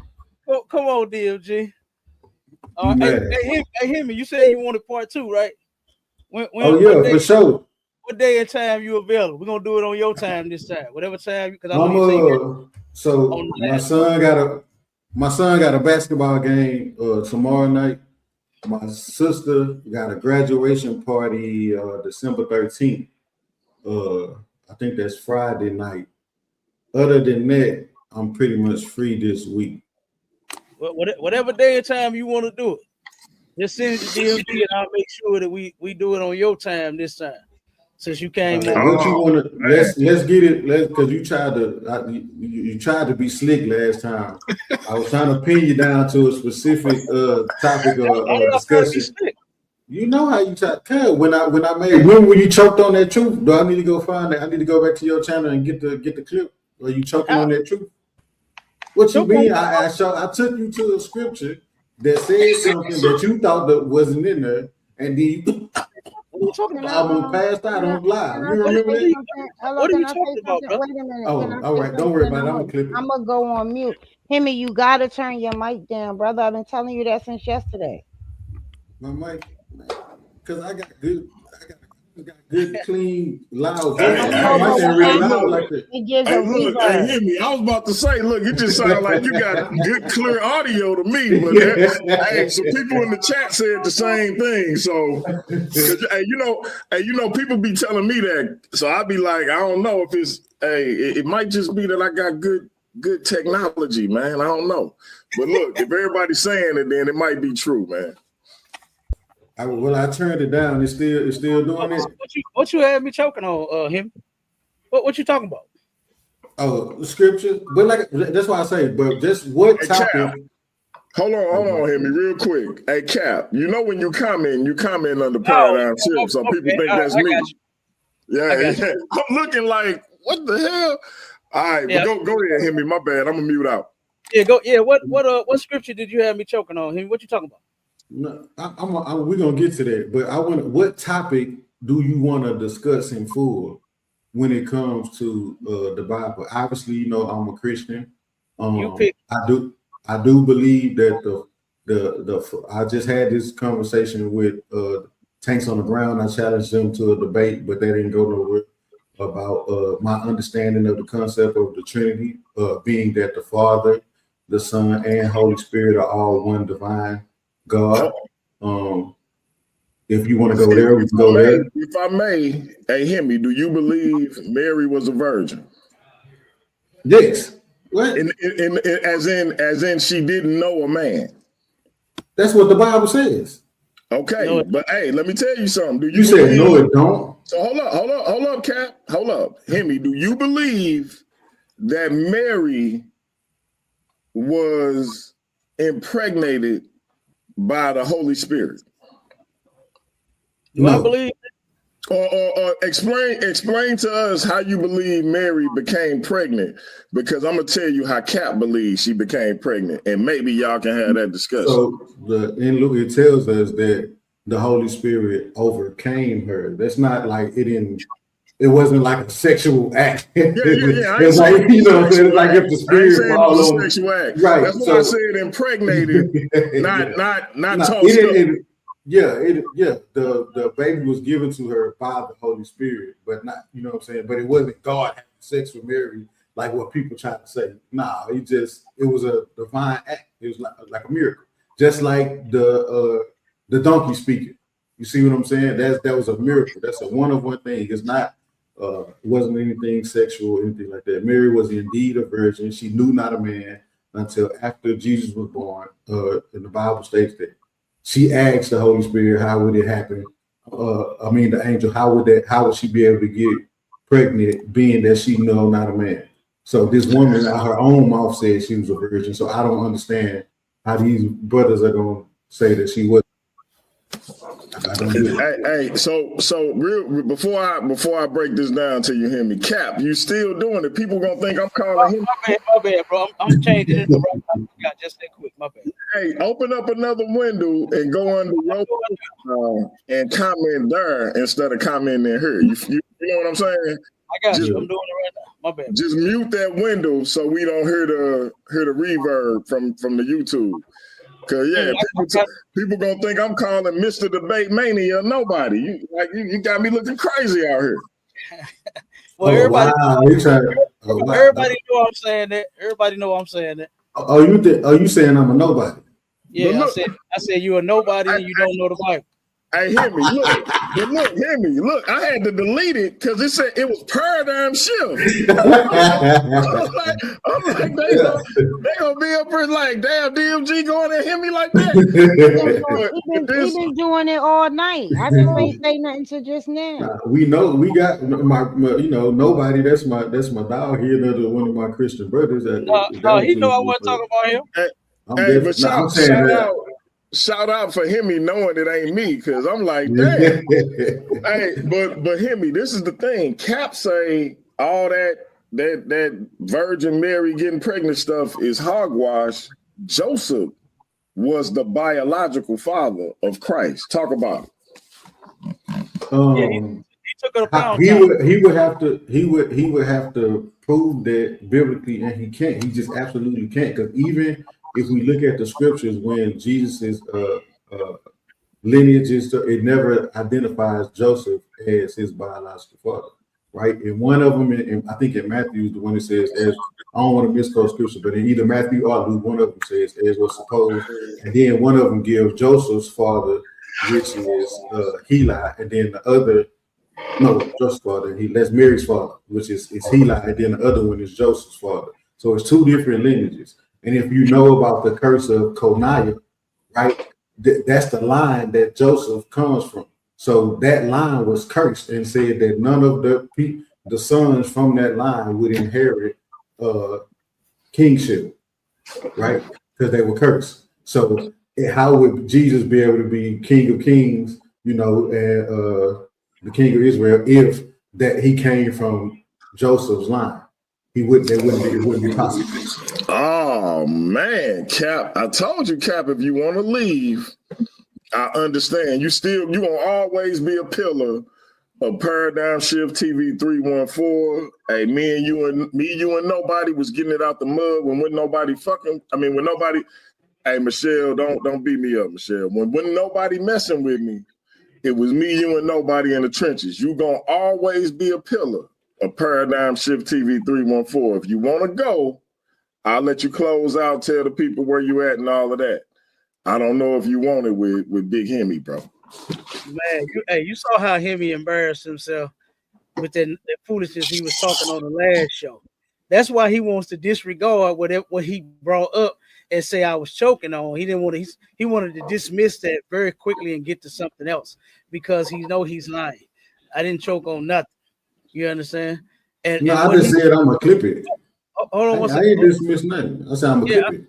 No, but hold on one second though. And what he's doing now is he's further proven. He proved it on our show that he does not know the Bible, and he's proving it again tonight. You understand? No child was born magically. You see, he couldn't even say it. Like, you would have to be saying that God or an angel impregnated Mary. You can't say, well, they ain't talking about sex. It was just like it happened, because it went, man, that shit sound crazy. It's either Mary turned around and had sex to bring forth a child, or she didn't. Why? There's So no you're saying there was no miracles in the Bible? That's not what I said. I didn't say that there wasn't. Okay, so because you're saying something can't happen. No, because you're saying something can't happen. No, pay attention to what I said. I didn't say it couldn't. I said it didn't happen. I said there's no magical birth in the Bible. That's what I said. But Mary's is. No, it wasn't. So who's so show me where it says that Joseph impregnated Mary. The only thing that made Mary's pregnant special is like all people that turn around and have sex for the first and second time or something like that, and they get pregnant. That's what made it so special. It wasn't that she turned around and did not have sex with a man in order to get pregnant. That's not. She said she didn't have a sex. Real quick. Hey, hear me. Let me ask Cap a question. I promise this is gonna be my last one for you, Cap, because I'm about to let y'all brothers build. You say it wasn't no magical births in the Bible, Cap? That's what I said. There was no magical birth where a woman got pregnant and there was not a man that fathered those children. Okay, all right. So that's specific, because I was gonna ask, you don't think it was magical that John the Baptist's parents was old as hell, or that Abraham and Sarah was old as hell and still had a kid? But you were specific about man involvement. You were specific about the man involvement. So I got you. Hey, look at the screen, Cap. So Isaiah 7:14 was a lie, Cap. My grandpa was 74. Before you respond to him, Cap, before you respond to him, you see what Ratchet Craig said in the chat, right? Is that what you're saying? What he said? On the screen. Look on the screen. What he say? He said Joseph took Mary to Pound Town, according to CAPT10K. Oh, that's exactly what I'm saying. Oh, that's exactly what I'm saying. Oh, man. Hey, Cap, listen. Mary got in that bed and told Joseph, Pound Town, nigga, bitch down, and nigga eat me out. That's exactly what she said. And that's how this is why I play this whenever Cap say. Ladies and gentlemen, boys and girls, children of all ages, debaters and devotees. This is why I play this whenever CAPT10K come on. I'm running this shit. Sit your $5 ass down before I make change. Hey, y'all go ahead. I'm gonna mute out. All right, I want to share my screen right quick, man, because I like Cap he claiming I don't know the Bible, but clearly he don't know the Bible. Like, let me put this up here. So either God is a liar or Cap don't know what he talking about. Can you share that my screen for me, please? All right, so you see that right there, Cap, on the screen? I can see it a little bit. What is it? Can you make it full screen for him? Because I see he wear glasses. I thought his glasses kept his vision. I'm gonna read it for you, Cap. Hey, Cap, you gotta say read. Isaiah 7:14. Isaiah 7:14. Therefore, the Lord himself shall give you a sign. Stop right there. Stop right there, DMG. Hold on. You repeat that again. It say, therefore, the Lord himself shall do what? Give you a sign. So it got to be a sign, right? It's a sign first, right? Now, go ahead. We're going to do it like that. They do it over there in the ISUPK. We're going to stop it in mid-verse. So go ahead. Keep going. Behold, a virgin shall conceive and bear a son. Stop right there. So why would the Lord need to give a sign for something that's normal? Right? So we know that it say the Lord shall give you a sign. Behold, a virgin shall conceive and bear a son. So that lets you know right there that there's something special that's going on. Go ahead, finish reading for me, brother MG. Where you want me to start at? Because that was all of it. Oh no, he said, and shall call his name Emmanuel. That's my bad. I had read that part, but and shall call his name Emmanuel.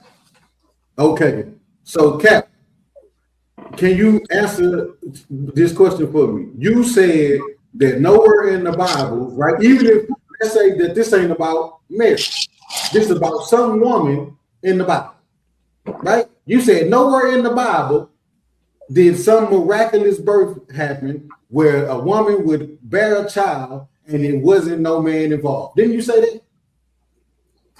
I'm gonna say it again. What I said. I'm gonna say that there was no magical birth in the Bible, to where like you was trying to explain and say, oh, it didn't happen like God. He didn't pray like people say they had sex with Mary, but it wasn't. Whatever the hell you was talking about, I don't know.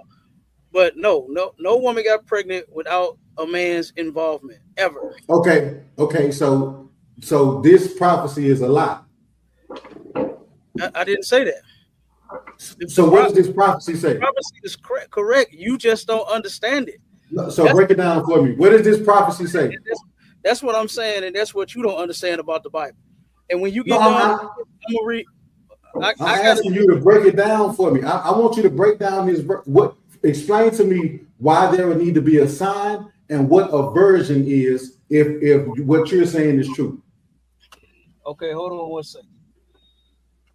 All right, hey Cap, I'm gonna unshare your screen here in case Cap want to share his. I got you. But I believe Cap about to tell you what a virgin it really means in the Bible. Go ahead. Okay, let's go. All right, see, DMG know what I'm about to do, but Hemi know. You about to get down.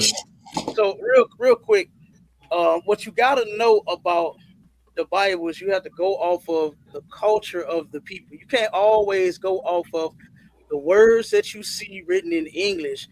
You understand? You got to go a little deeper, and you got to find out what those words meant in Hebrew and in Greek, and what it meant at that time to the people of our culture. A virgin did not mean a woman of that never had sex with a child. All right. I mean, I'm sorry, never had sex, right? That's not what a virgin means in the Bible. A virgin, and when you go to the Zondervan Pictorial Bible Dictionary, you look at the word virgin on page 882, it says a young unmarried woman, a young woman of marriageable age. So it doesn't even mean that you haven't had sex, right? Because a woman, say for instance, she's at a decent age and she still wants to be with a man in a relationship, she would still be considered a virgin because she's unmarried. She's a woman of marriageable age. That's what that's talking about, a young unmarried woman. So it doesn't mean that she hasn't had sex. That's not what it meant to our people back then. So right there, I'm not saying that the prophecy is wrong or that the Bible is wrong. I'm saying Hemi is wrong. Giving you a sign is just saying that you're going to know that I'm doing this by this. So when this virgin, when this woman of marriageable age has a child, this is the one right here. That's all. Not saying that, she was going to never have sex with a man because she had sex, and that's how she had the baby. So you just trapped yourself in so many ways, and I'm gonna break it. I want everybody that's on this live, that's on this panel, DMG, pay attention. Everybody in the crowd, pay attention to what this brother just said. He said that a virgin is just an unmarried woman, right? So according to the law, right, is premarital? Because you say we got to understand the culture, so we're gonna start there. Is premarital sex okay according to the Bible? Oh snap! Oh snap! According to the Bible, sex is what makes you married, dude. You don't know the Bible. I said according to the Bible is Listen to what I said. According to the Bible, is premarital sex okay? Yes or no? And I'm gonna say it again. Sex is what makes you married.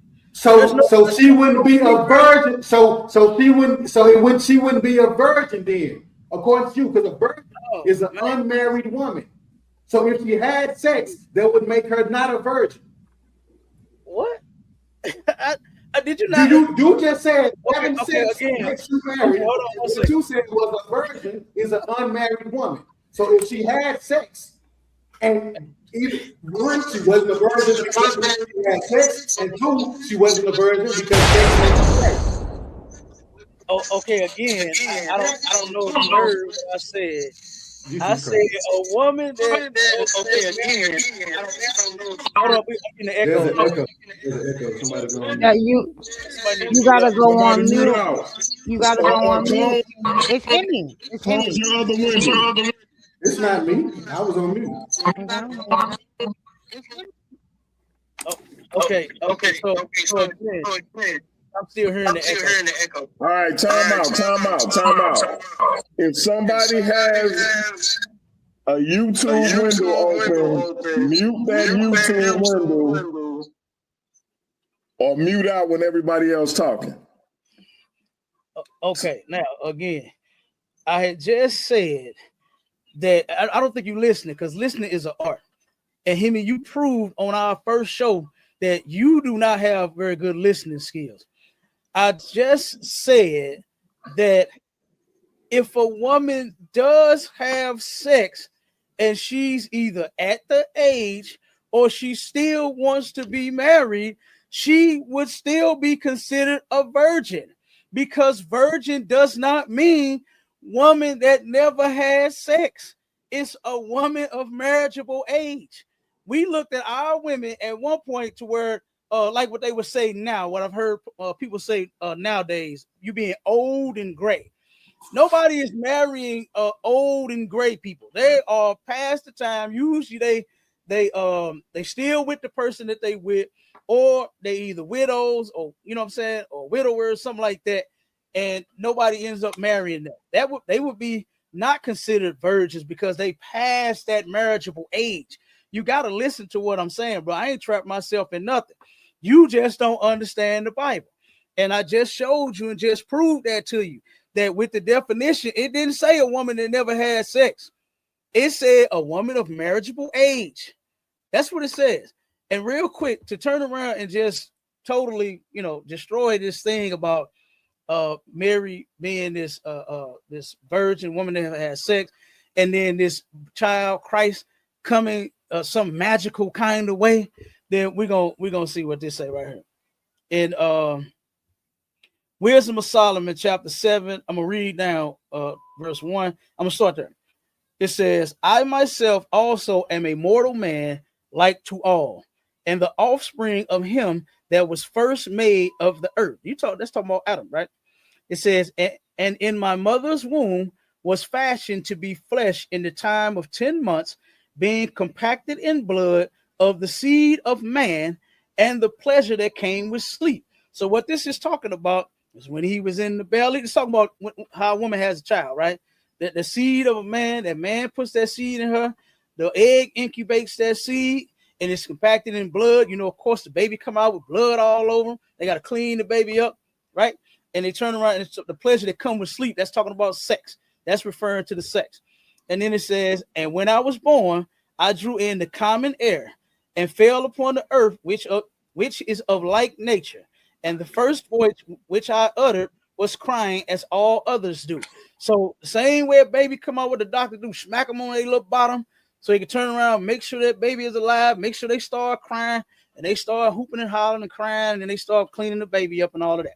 Right? So he's saying the same way others are born, I was born that same way. And then I'm going to ask you a question in a second. I'm going to see if you can answer. It says, I was nursed in swaddling clothes, and that with cares. Okay, so real quick. Was Christ the king, Hemi? Yeah, but I'm not gonna let you run. I want you to finish talking. I'm not gonna let you run away. No. Stop. We're gonna stop. What you doing on it? Yes, I said this. While you was talking. You asked me a question. Right. You asked me a question. You talking while I'm talking. I need y'all. I said yes, but I'm not about to get you. Right. I know, because you're trying to run away from what we're talking about. Hold on. Everybody mute out. Hemi and Cap. Listen. This is a potential topic for y'all next encounter. Cap said it's going to be on Hemi time instead of on Sharpen Your Sword. So I don't want y'all to throw everything. Don't blow your loads for lack of a better term, since we talking about seed and eggs and all that. Don't blow your load on this particular show with the divas. We gonna let y'all, if this is what y'all want to move forward with, we'll let y'all move forward with it on y'all next encounter. Because there's other things, hear me, like who is salvation for? Is just the Israelites or everybody else, including the Israelites? It's another topic though. Are the Gentiles that are spoken of in the New Testament just Israelites who have been Hellenized or lost their way? Or are they actually Gentiles, meaning non-Jews? It's a lot of topics on the table for Hemi and my brother CAPT10K. But this is Ladies' Night with the Diabolical Divas. It's 9:30 Central Time. We ain't gonna go no longer than 10 p.m. Central Time. So I do want to turn it back over to the divas to ask both of y'all questions and let y'all answer. I don't want this to turn into everybody against Cap, even though I know he don't mind. I want both of the brothers to be asked the same questions and allowed to answer the questions, and then the divas can respond or move on to their next questions. I'm going to kick it off. Hey, Hemi, we asked Cap what he thought of polygamy, and we went around and asked the divas the same question. What do you think of polygamy? And since you're the biblical barbarian, what do you think about it biblically as well as overall functionality in terms of a man having more than one woman? Hey, real quick, can I finish saying what I was saying before you ask him this question? I understand why you want to, but I don't want you to blow. I'm right in the middle of. I'm right at the end. He can go ahead. I ain't gonna even respond to it. I'll just answer your question. Remember, if y'all gonna talk about this when y'all had y'all next show, well, the brother came up here and asked right now, so I'm answering right now. So we got plenty of topics. Because what I do is I just ask questions on the discussion. You understand? It wasn't like a particular topic I had. I just have a bunch of questions for Christians.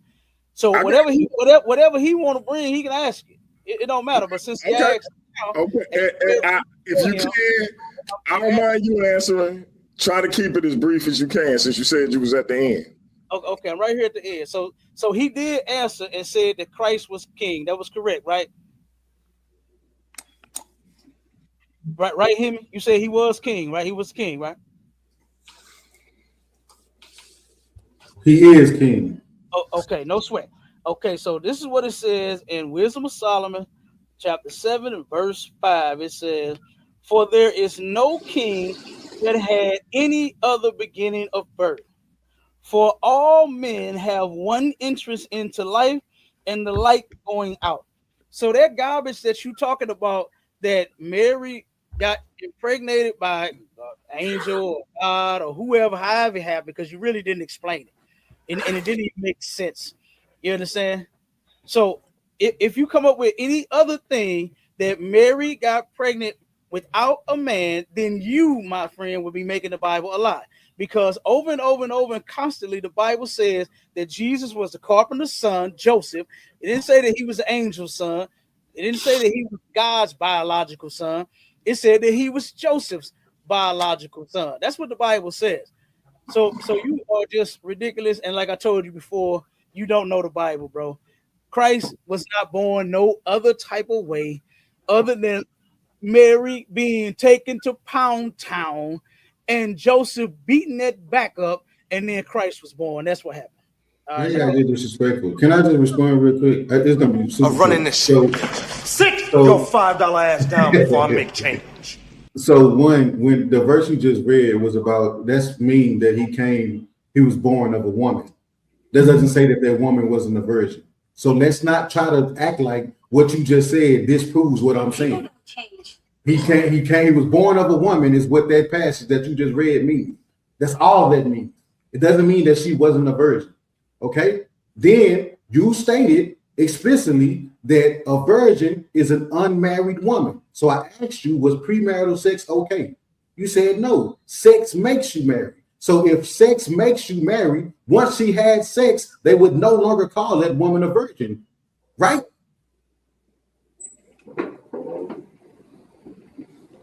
No answer. No answer. Crickets. Crickets.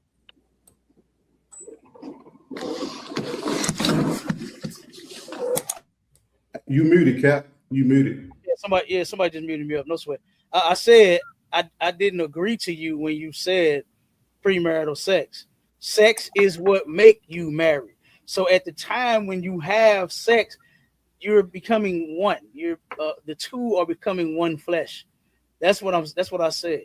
So they wouldn't refer to a woman who had sex as a virgin, because a virgin is an unmarried woman. She's having sex, dude. She's now. So she's not a virgin, right? According to your definition of what a virgin is, a virgin is an unmarried woman, right? The act of sex makes you married. So once a woman has sex, they are married and are no longer a virgin, correct? Mr. Debate Mania, now I gotta warn you like I warned Cap. Hey. Hold on, Cap. Hold on. I gotta warn my brother Hemi like I warned you. The Black Sage is in the building, bro. I need you to be careful, Hemi. Now you know I rock with you, but the Black Sage is watching. Shout out to Elder Yara. Hey, listen, man, we got the Queen of Consciousness in the building, Natasha Dye. Shout out to the Queen of Consciousness. Appreciate you for tuning in, sis. Hey, Cap, I know you and Hemi want to finish this thing. And y'all let me know what day this week y'all want to do it. I'm gonna let y'all know. I got something with the Woman King Amira on Wednesday. I got my brother Phil Fox on Thursday. So, and I got the results show for tonight's debate tomorrow.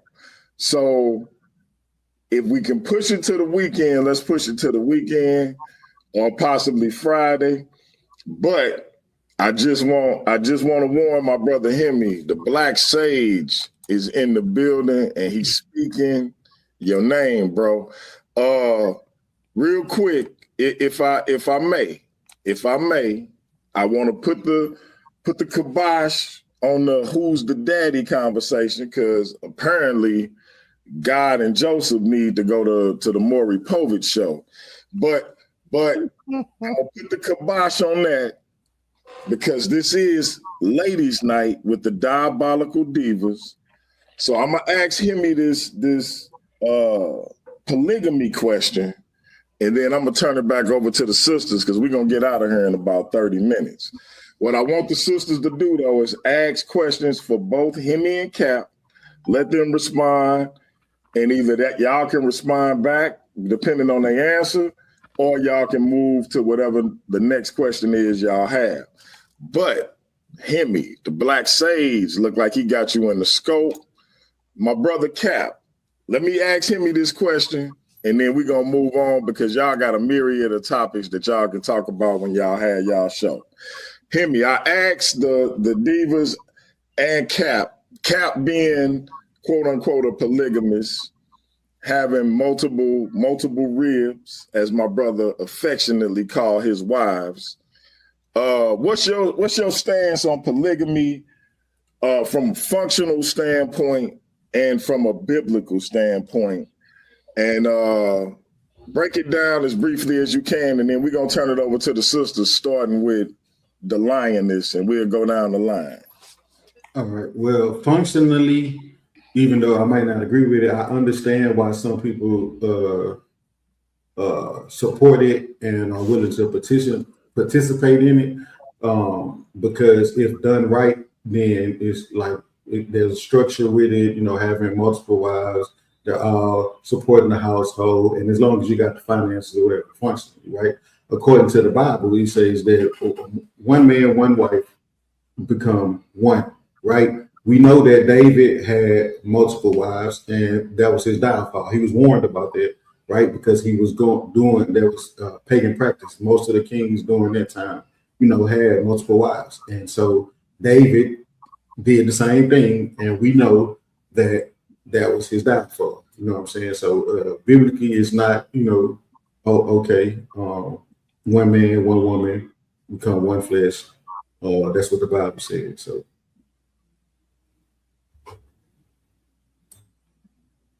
Hey, all right. Listen, I had asked everybody else on the panel, bro, so I had to get your opinion on that. And I see the lioness got hype. She started moving back and forth when you said that. So lioness, it's on you. What's a question you have for both CAPT10K, the GABAR of ISUPK, under Command and General Johanna, and Hemi, the biblical barbarian, aka Mr. Debate Mania? I really don't have a question for Hemi, but for Cap. So by you saying that Mary basically got her some penis and got pregnant, would you say then the Bible and God's a liar? No, I would not say that the Bible and God is a liar. As Hemi just showed you, he don't know what the Bible is talking about. He don't understand it. I didn't ask him anything. I'm asking you. Just stick to you. Leave him out of it. I just said it. Okay, that's it. Yeah, that's all I had to get. All the extra. No, the Bible is not a lie. Okay. People just don't understand it. It is not saying that she never had sex. He don't understand the Bible. So what does all right, Cap. So let me ask you this before we go, because we're gonna go. Hey, sis, tell me how to say it one more time. Did you say? I said, what did I say? Didda? Is it? It's Didda. There you go. We're gonna go to Didda next. But Cap, let me ask you this: what does the Bible mean when Mary is talking to? Was it Gabriel who came to her? Yeah. When she says, "How could this be? I have not known a man." What is she saying when she says is she lying to the angel, or had it not happened yet? Holla at me. Yeah, it's more so that it didn't happen yet. At that point, she did not know a man. The Bible it's not going in say like order. You understand? The story, I believe that's the one that you referencing is what's that in Luke? You understand? That one is when she talked to the angel. That's when she did not know a man. But clearly the one in Matthew, it clearly tells Joseph when he was going to hide her pregnancy, he said, "Don't hide Mary, your wife." And if you know the Bible, the brother Hemi mentioned the law. In the law, what makes a man and a woman married is they have sex. They seal the deal by having sex. So that's what. Okay, Cap. I apologize because I said I only had one question before I turned it over to the diva. But now you done made me ask another one. I hope it ain't the one because Hemi had his hand up. I hope it ain't the same one Hemi had. So okay, Cap. So when he said, and I'm paraphrasing, when it said Joseph was told not to put her away, right? Was he hiding her pregnancy, or was he just about to stop dealing with her because she was already pregnant before he could hit it? The latter. No, the scripture says the scripture says that Joseph was a just man, so he would not have put that woman away unjustly. The only reason that you get in the Bible to put a woman away, to divorce her completely in that context, means that she has whored on you. That's the only reason that you get. And she was not a whore, right? So him putting her away privily, like what it says, means that he was going to hide the pregnancy. Because it wasn't his baby. Because she was pregnant with a baby that wasn't his. I don't think you understand. I don't think you understand. Everybody, hold on. Hemi, I specifically need you to respond, and then I'm gonna turn it over to the divas. I promise. But Henny, I need you to respond to what CAPT10K just said. Okay, so being a just man, meaning he wanted to follow the law because he follows the Jewish law, right? He was minded to put her away privily. You said the only way he could put her away is if she was a hoe, right? Why would Joseph think that his wife that he had sex with and got pregnant is a hoe and want to divorce her if it's his baby? That makes absolutely no sense, fam. Why would he think this woman is a hoe? Hey, man, listening is an art. And Hemi, you don't possess that skill whatsoever. You don't either. I just said it. Hold on, Cap. Real quick. Time out, everybody. Everybody time out. I just want to make sure Hemi was done, Cap. Hemi, was you done? I got a question. Yeah, I just want to repeat it because he said I didn't listen to what he said. Hold on. I got a question. I know I've been holding on for a long time. No, Cap, you hold on. Hold on, Cap. So why did Joseph? Let Light get it out. Let Light get it out. Why did Joseph want to secretly and quietly divorce her when he found out she was pregnant before they even lived together? And the scripture actually says that he didn't have sex with Mary until after she gave birth to Christ. Answer that question. It doesn't say that. And obviously I'm dealing with a lot of people that don't understand and don't possess listening. All right, Cap.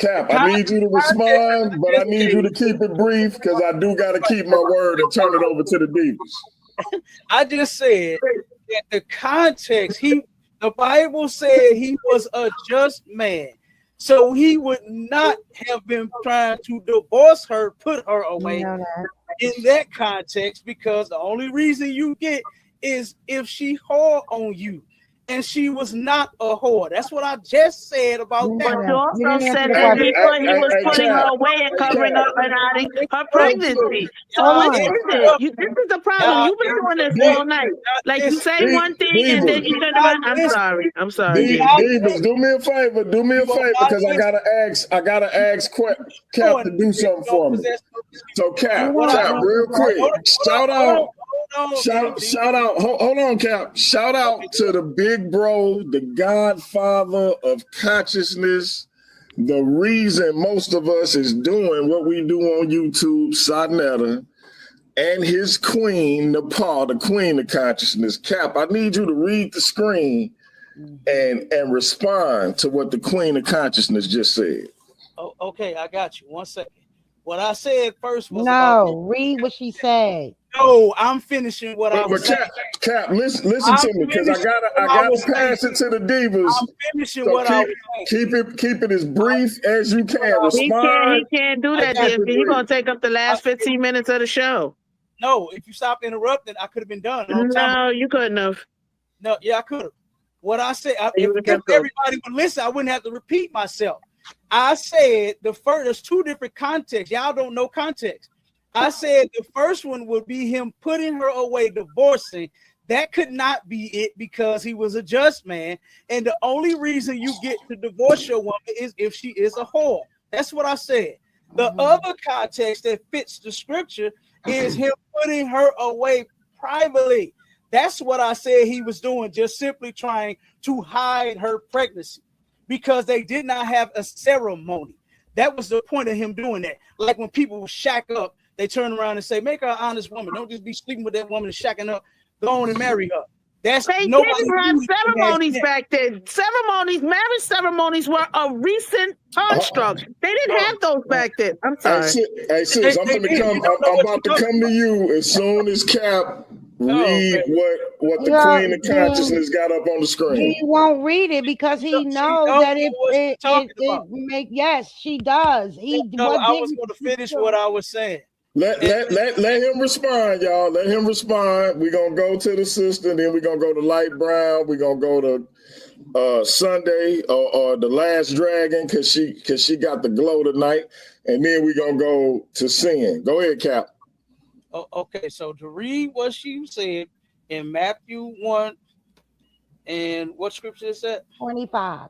I'll go to it. All right. But see, you got to get the context. You got to get what's before it so you'll understand what 25 means. All right. Hey, Cap, I need you to keep it briefly as possible, bro. I'm gonna keep it brief. All right. So start at 18. That'll give you the context, Cap. Start at 18. We ain't go to 25.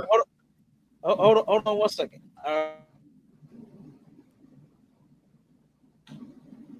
19. Then Joseph, her husband, is calling her. No, don't skip 18. Why you start at 19? Let him go. Let him go, Hemi. Let him go. What are you talking about? Before they came together in 18 is simply talking about the ceremony, dude. That's all it's talking about. Again, you don't know the Bible. In 19, it says, then Joseph, her husband, if they are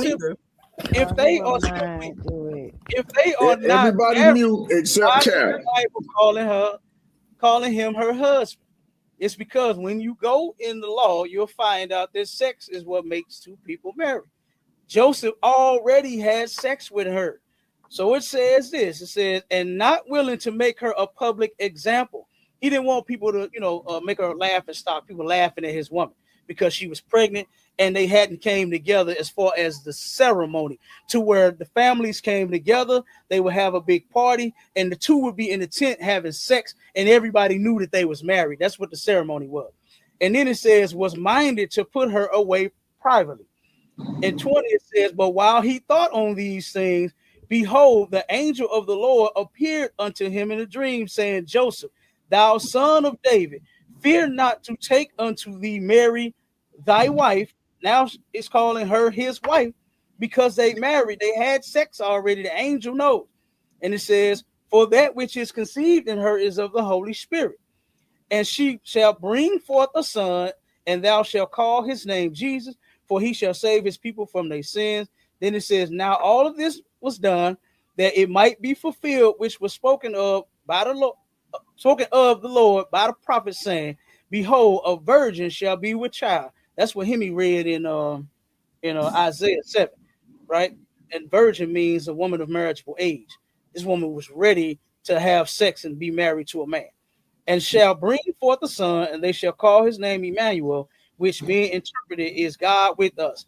Then Joseph, being raised from sleep, did as the angel of the Lord had bidden him, and took unto him his wife, and knew her not till she had brought forth her firstborn son, and he called his name Jesus. So what happened here is, what he did was, he turned around, and he already had sex with her. You didn't even see that. The angel called him, her his wife, and him her husband. This is your wife already, because they already had sex before they came together, before everybody was witnesses of these two people coming together. So he did not have sex with her again until she brought forth her son. DMG. So once again, okay. DMG, hey, sis. DMG, let me read 18, please. Hey, Please let me sis. read 18. Sis, I need you to read 18 after we go to the other sister, because I got to get it around to each of y'all. If she want to see to you and then we go to her, we can do that. Is it all right for Light Brown to go next, sis? Light baby, I'm going to be real quick. I'm going to give him not even 10 seconds. You don't know the meaning of marriage in the Bible as what they stated. You're stating that they were not, that sex is marriage. If they had sex like you said, then she was already married to that man. You missed all of that. You keep saying the sex is the marriage. Well, whether they had a ceremony or not, they were already married. I see the rest of my time to like. All right, Light, it's on you. Read whatever you need to read. Hey, Cap, you is killing me tonight, bro. Shout out to the Diabolical Divas. Shout out to Cap, and shout out to Big Hemi, the Biblical Barbarian, a.k.a. Mr. Debate Mania. Shout out to the Queen of Consciousness, Napar Shaddah, for being in the building. And salute to the big brother, the godfather of all this YouTube Black consciousness information, Sarnetta. Appreciate everybody for tuning in. Light Brown, it's on you, sis. This is how the birth of Jesus the Messiah came about. His mother Mary was pledged. You hear that word? Pledged to be married. Not married, but to be married to Joseph. But before they came together, she was found to be pregnant through the Holy Spirit. And because her husband was faithful to the law, he did not want to expose her to public in disgrace. So he had the mind to divorce her quietly. But he didn't. Because after that the Lord appeared. So what tribe and what lineage would Christ be of if a man did not help bring him forth? Because the Bible says he would come from the seed of a man. It didn't say a seed of an angel. We did the whole seed thing. I don't know why you still trying to go back there because it's we ain't talking about that. We talking about the Bible. We wanted to read the Bible, so let's stay in context. We ain't talking about what you believe about no seed and no egg.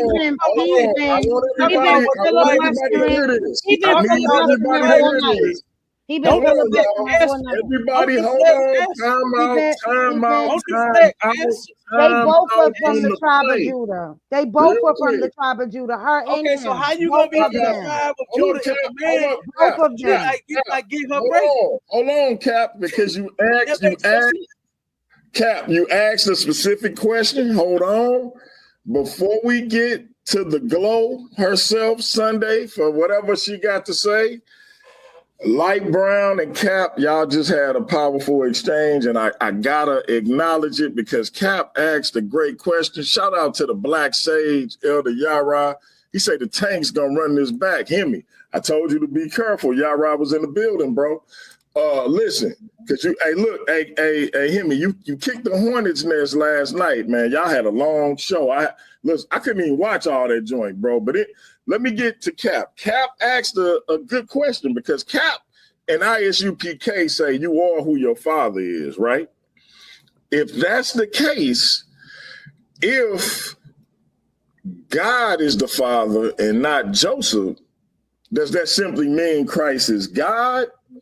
Or does that just mean Christ? And listen, I'm not saying this. Don't nobody think I'm saying this. This is a hypothetical.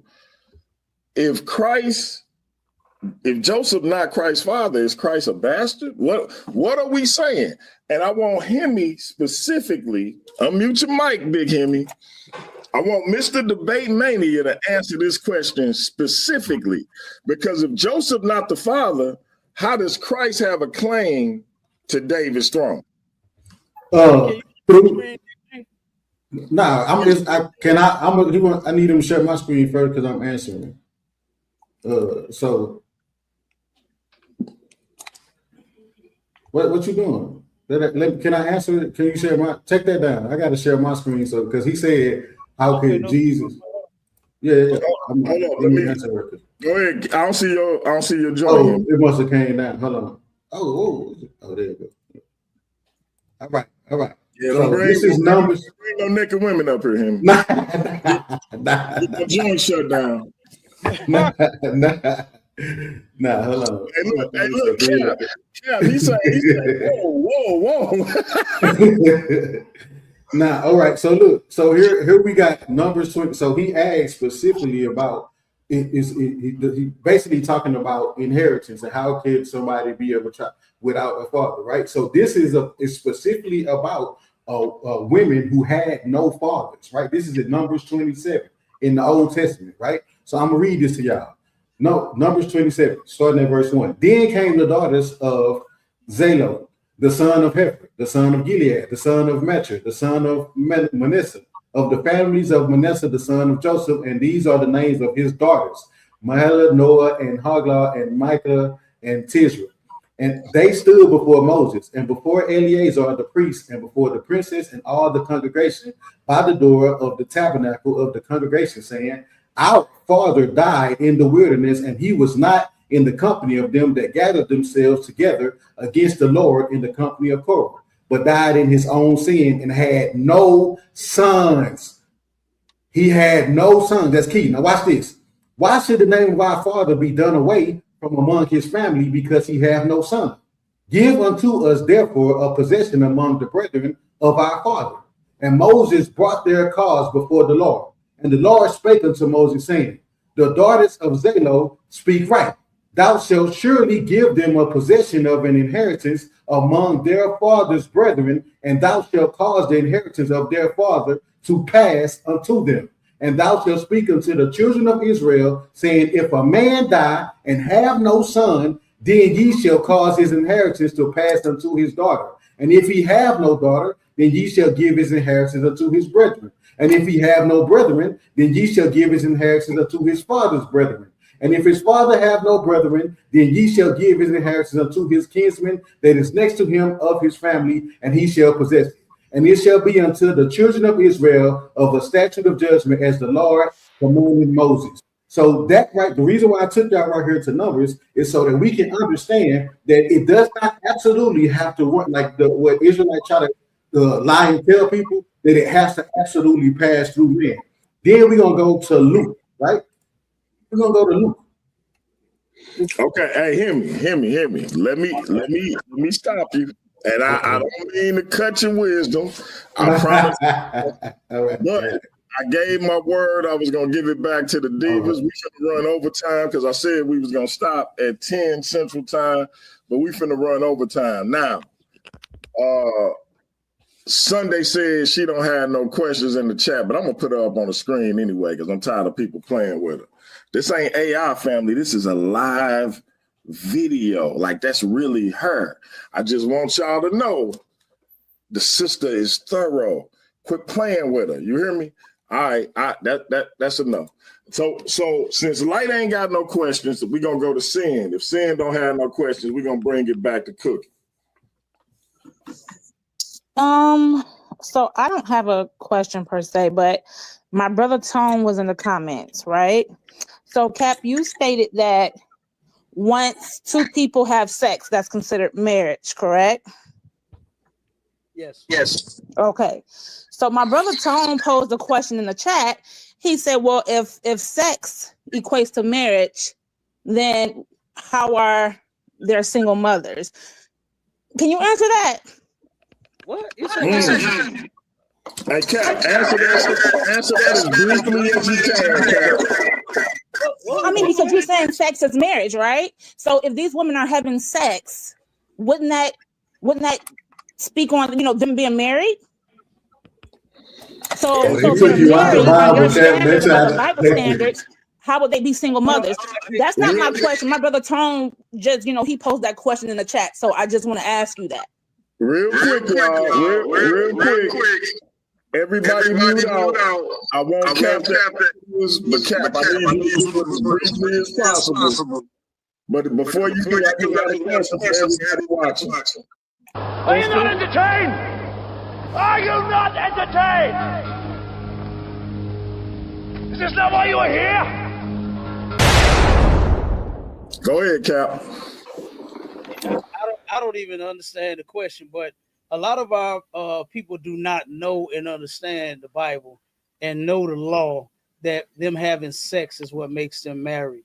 They believe that them going to the government or to a church and get married by the pastor or, at the city hall and getting a marriage certificate is what makes them married.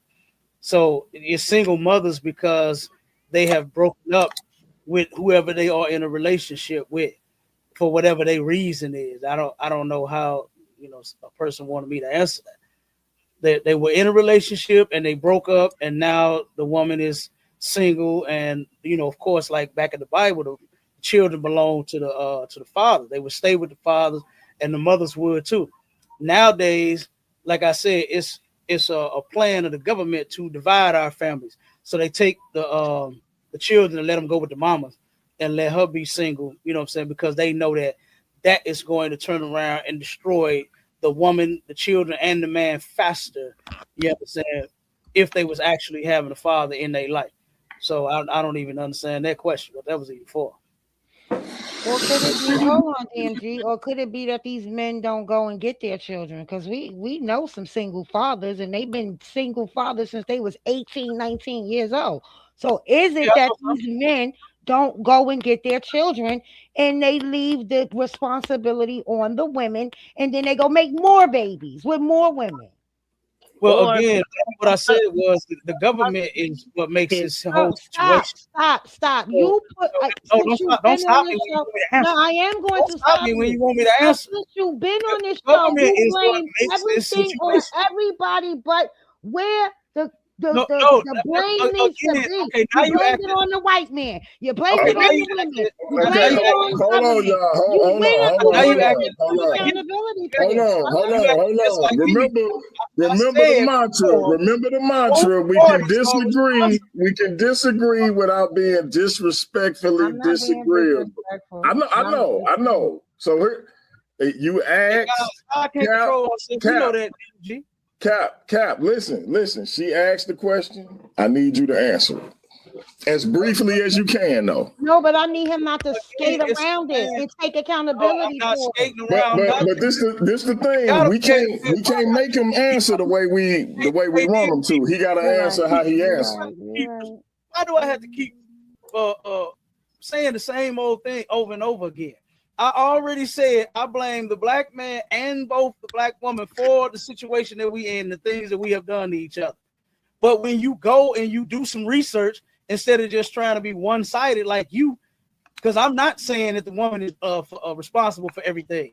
I said the government has put this stuff in place so that the woman could turn around and be a single mother, because they know that children being raised by their mother alone, they're going to end up, I said this earlier, now I got to say it again because people don't listen and they don't have good listening skills. They know that the mother's raising the children by themselves. The children are going to more likely be dropouts, unsuccessful in life, criminals, drug addicts, and some more shit. Do the research on it. Okay. I want to debate you. Wow. And I want to debate you on, and I don't debate, but I want to debate you. I want to debate you on the welfare system. I want to debate you on the crack era. Anything you want to add to that after that, we can do it. Let DMG set it up. And I don't debate, but I want to debate you on that. We just ran shows about Before we move forward, I'm just gonna say it before so Cap ain't got to. ISUPK does not debate females. Y'all can only have a dialogue. They came up here talking to females then. And I'm y'all got Elder Yara on one. The Black Sage say y'all believe in spirit penis like a saw and a shed. Hold up, Black Sage, man, what are you doing? Hey, hear me. I told you Black Sage got a hit out on you, bro. He mad because what I did to them last night on the Trinity topic, man. You seen they were touching off, and none of them want no smoke last night. Let me say this. I'm gonna say this. He didn't take that debate until after you jumped off the platform. I watched the whole show. Who he debating on it? He took your debate, but after he wants to debate. After you left. Yeah. Why you didn't tell me? Hey, we can definitely. Hey, Cap, Nepal say you a track star, bro.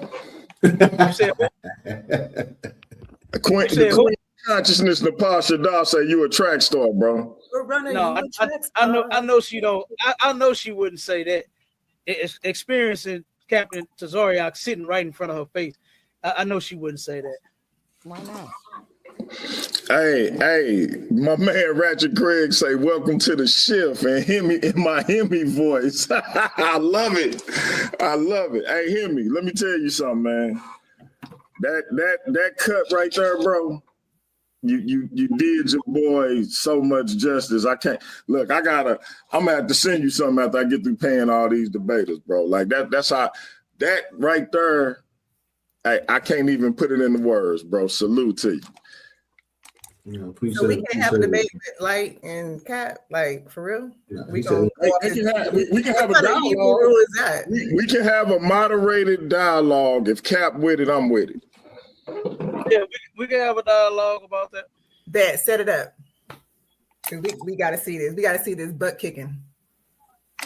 It's about to be a situation. All right. So,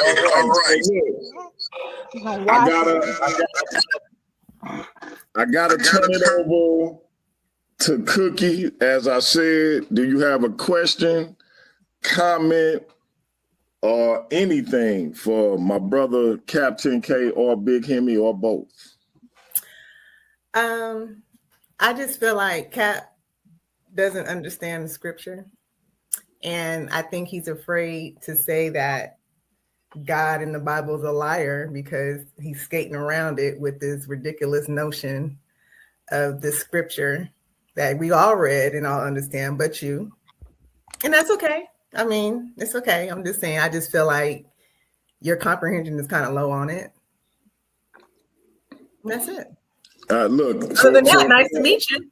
For the record, I gotta put the lioness up on the screen. This is live and in person, y'all. I just want y'all to know this is not AI. No AI here, baby. This is real. I don't tell women age. I ain't gonna even tell y'all her age because y'all ain't gonna believe me no way. But I'm just saying, this is live and in person. Stop playing with these divas. Look, Cap, listen, man. The sister that called you out, Ratchet Craig in the chat say versus series dialogue, CAPT10K and Light Brown. Let's get that set up, man. I don't know who you gonna go at first, man. Her or Big Hemi, man, but they both coming for your neck, man. Yeah, no, we can set them up one after the other. Oh, man. Hemi already got smoked, so I don't even see what he's talking about. But I ain't getting smoked on nothing. What, like, are you drinking or something? He said something like, that could have ever been said. That boy said the Bible don't even teach you not to sin. He said he didn't know nothing about the law. Oh my God!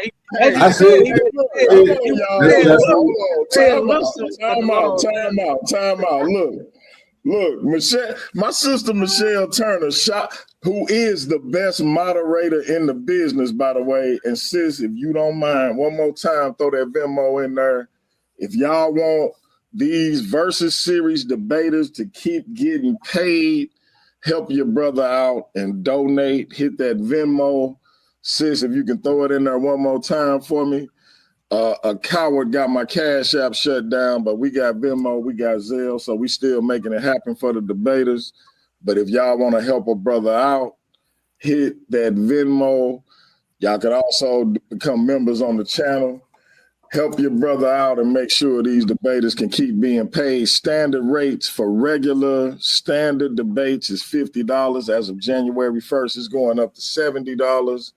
Title matches, the defending champ still gets $100. The challenger will get $70 going forward on January 1st. I know a lot of people want to copy off your boy DMG. Let's see if they can get their weight up with that money. Since they want to pay people the same as I do, let's see if they raise their fees just like I did. Keep copying off of me, punk, but you can't never be me. But anyway, let me say this. The Diabolical Divas is in the building, as y'all see. Business then picked up. We got CAPT10K in the building. Shout out to the sisters turning their camera on, glowing like the queens they are. I appreciate them. But Cap, you got a lot of people coming for your neck, bro. Big Hemi, you got Light Brown, you got people in the chat saying that you're capping. What say you about your experience on ladies' night? Because my sister Michelle Turner be calling me messy, but she say Cap said y'all so fine he want y'all to be his other wives. Listen, shout out to my sister Michelle Turner for being just as messy as her brother. And what's your experience been like on the Diabolical Divas show on ladies' night, bro? Holla at me. Well, what I would say is I'll comment to Michelle first. I would say that girls look so good, but their brains is not ready. I don't know. You understand? That's what?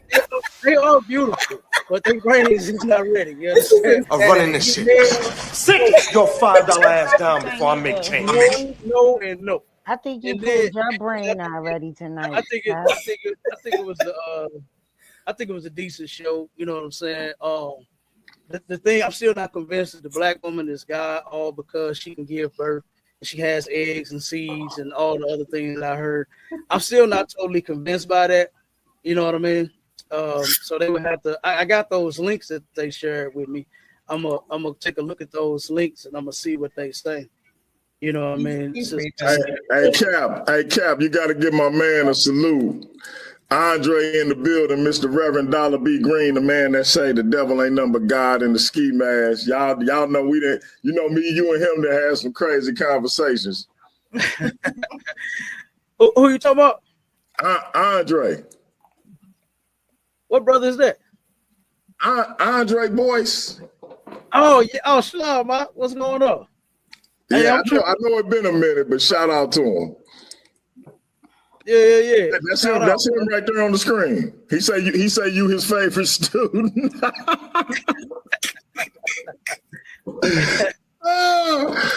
Hey, we gotta get him up here with the Divas, but I'm scared me and him ain't gonna be friends no more after the Divas get their claws in them. Man, come on.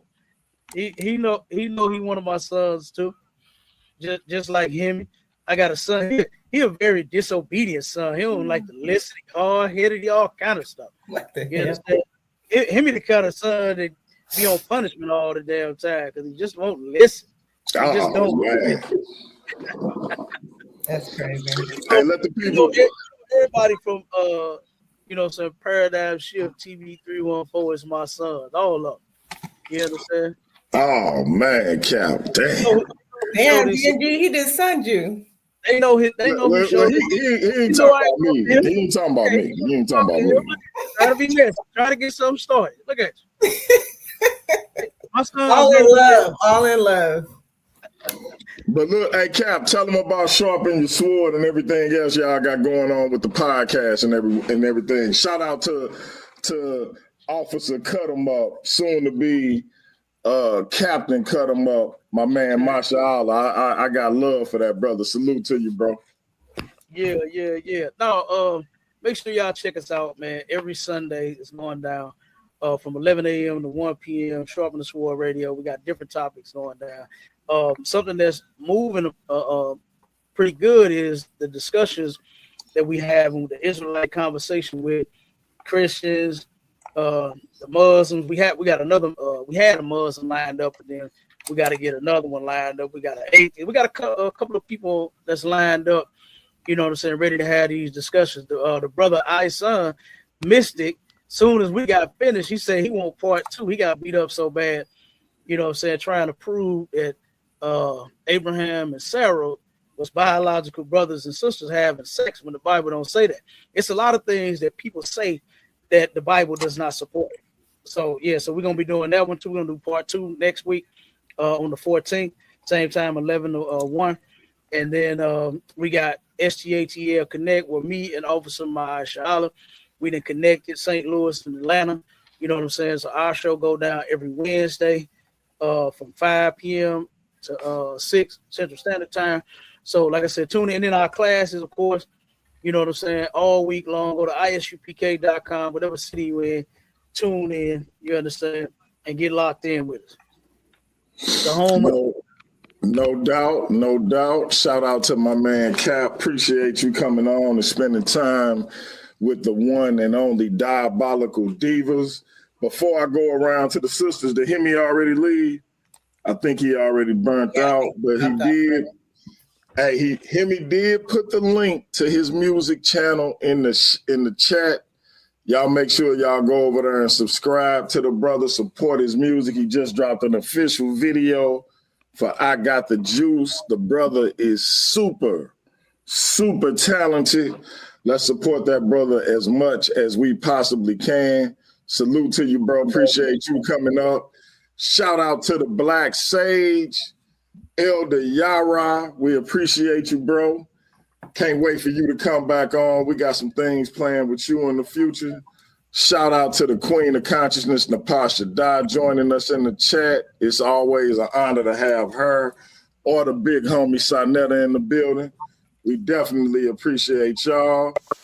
And Diabolical Divas, I'm going to go one by one and let y'all close this thing out. We're going to start with Cookie, the lioness. This is really her, y'all. This is not no AI. This is actually her. She looked like this in real life. Yo, cut it out. I have nothing. I think we had a really good show. It was nice meeting you, Captain. Was it CAPT10K? I'm sorry. It was nice meeting you, even though I think, you kind of weird on some things, but I hear what you're trying to say. My sisters, shout out to everybody on the panel. Shout out to DMG for making this happen. And that's all I have to say.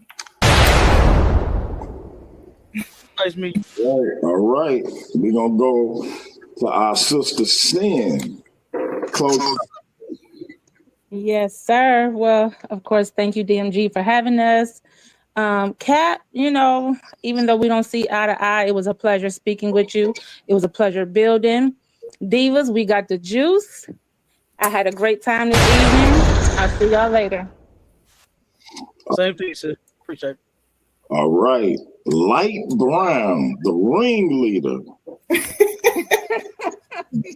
Don't do that. I just want to say, to Captain. Hey, hold on, sis. I don't mean to interrupt you, but I gotta say this, family.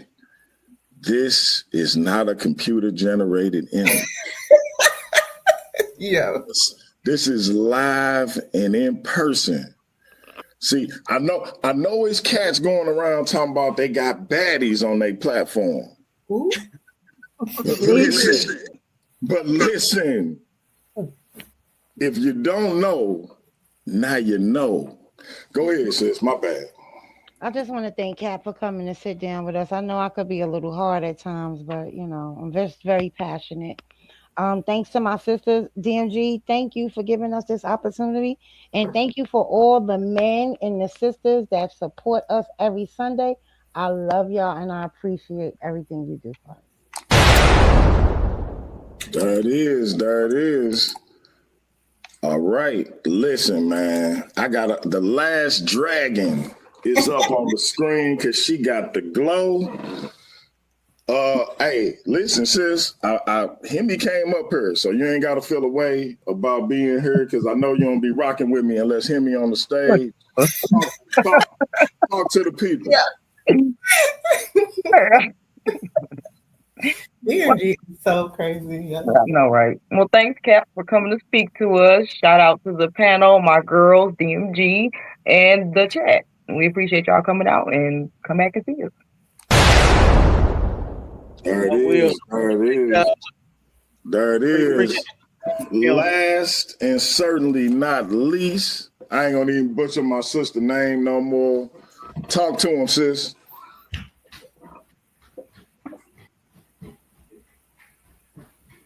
I think she might be away, stepped away. Hold up. Is she muted? No, she's not muted. She might have stepped away. Okay. If she come back before we get out of here, we'll let her out. Listen, fam. Paradigm shift. Hold up, I got an echo. Where it's coming from? Everybody mute out because I don't know where it's coming from. But listen, Paradigm Shift TV 314, home of the Versus series, the most electrifying debate league in these YouTube streets. We making it do what we do. The Diabolical Divas will be here every Sunday, 7:15 Central Time. We got a new joint coming out called Divas After Dark. We're going to be doing that every Friday, 9:15 Central Time. We're going to get into a little bit of adult things, but we ain't going to get raunchy with y'all. We just going to talk some real talk. So y'all make sure y'all there for that when y'all see it on the channel. Y'all make sure y'all like, share, and subscribe. Do we got our sister back? Let me make sure we get her up here so she can close out. Can y'all hear me now? We can hear you. Go ahead. All right, I'm back. Get you up on the big screen. Thank you. Kat, good debate. It was a good discussion. It was a little off on some things, but For my sisters, we doing our thing. DMG, we appreciate you so much. Thank you for allowing us to have this platform and use your platform. And thank everyone for tuning into our show tonight. We appreciate all of you, even the negative ones. Have a good one, y'all. No doubt, no doubt. And listen, man, y'all say y'all appreciate me. I appreciate y'all. So listen, I've been on. I had a vision for this months ago, but I couldn't make it happen on a regular basis. Things went awry. Then we offered it to some other sisters who didn't want to do it. So I appreciate y'all for stepping in and making this thing what it is. We're going to keep it popping. We're going to keep making it do what it do. They cannot mess with us. Often imitated, but never duplicated. Y'all know what it is, man. So y'all keep tuning in to Paradigm Shift. The Diabolical Divas ain't going nowhere. As we continue to grow this thing, look for them to get their own channel, and we just gonna keep promoting them. These sisters are powerful. Their opinions need to be heard. If you a sister out there with an opinion, make sure to holler at my sister Ivory Scales, the first lady of Paradigm Shift TV 314, Light Brown, and the rest of the divas, and come on up here and rock out with us. I got one more thing to say. Talk to him. Welcome to the shift, baby. Hey. To the shift. Hey. Ain't going nowhere. No matter how much they try to hate, we just gonna keep on making it do what it do. So y'all keep tuning in. Tomorrow night, 7:15 Central Time, the Versus Series Fallout. We're gonna find out who won this debate between our brother Gideon and our brother Steve. The judges will be giving me their decisions. We're going to open it up with the brothers, Steve and Gideon, and then we're going to let y'all come up and sound off, and then we're going to give y'all the verdict. Tuesday or Wednesday, no later than Wednesday, we're going to get that December Versus Series Top 10 out for y'all. Paradigm Shift TV 314, man, we're trying to make it happen. Shout out to everybody that tuned in. Shout out to everybody who will tune in.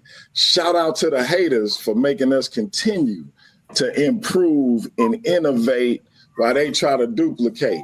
We're going to keep making it happen, family. Y'all come black.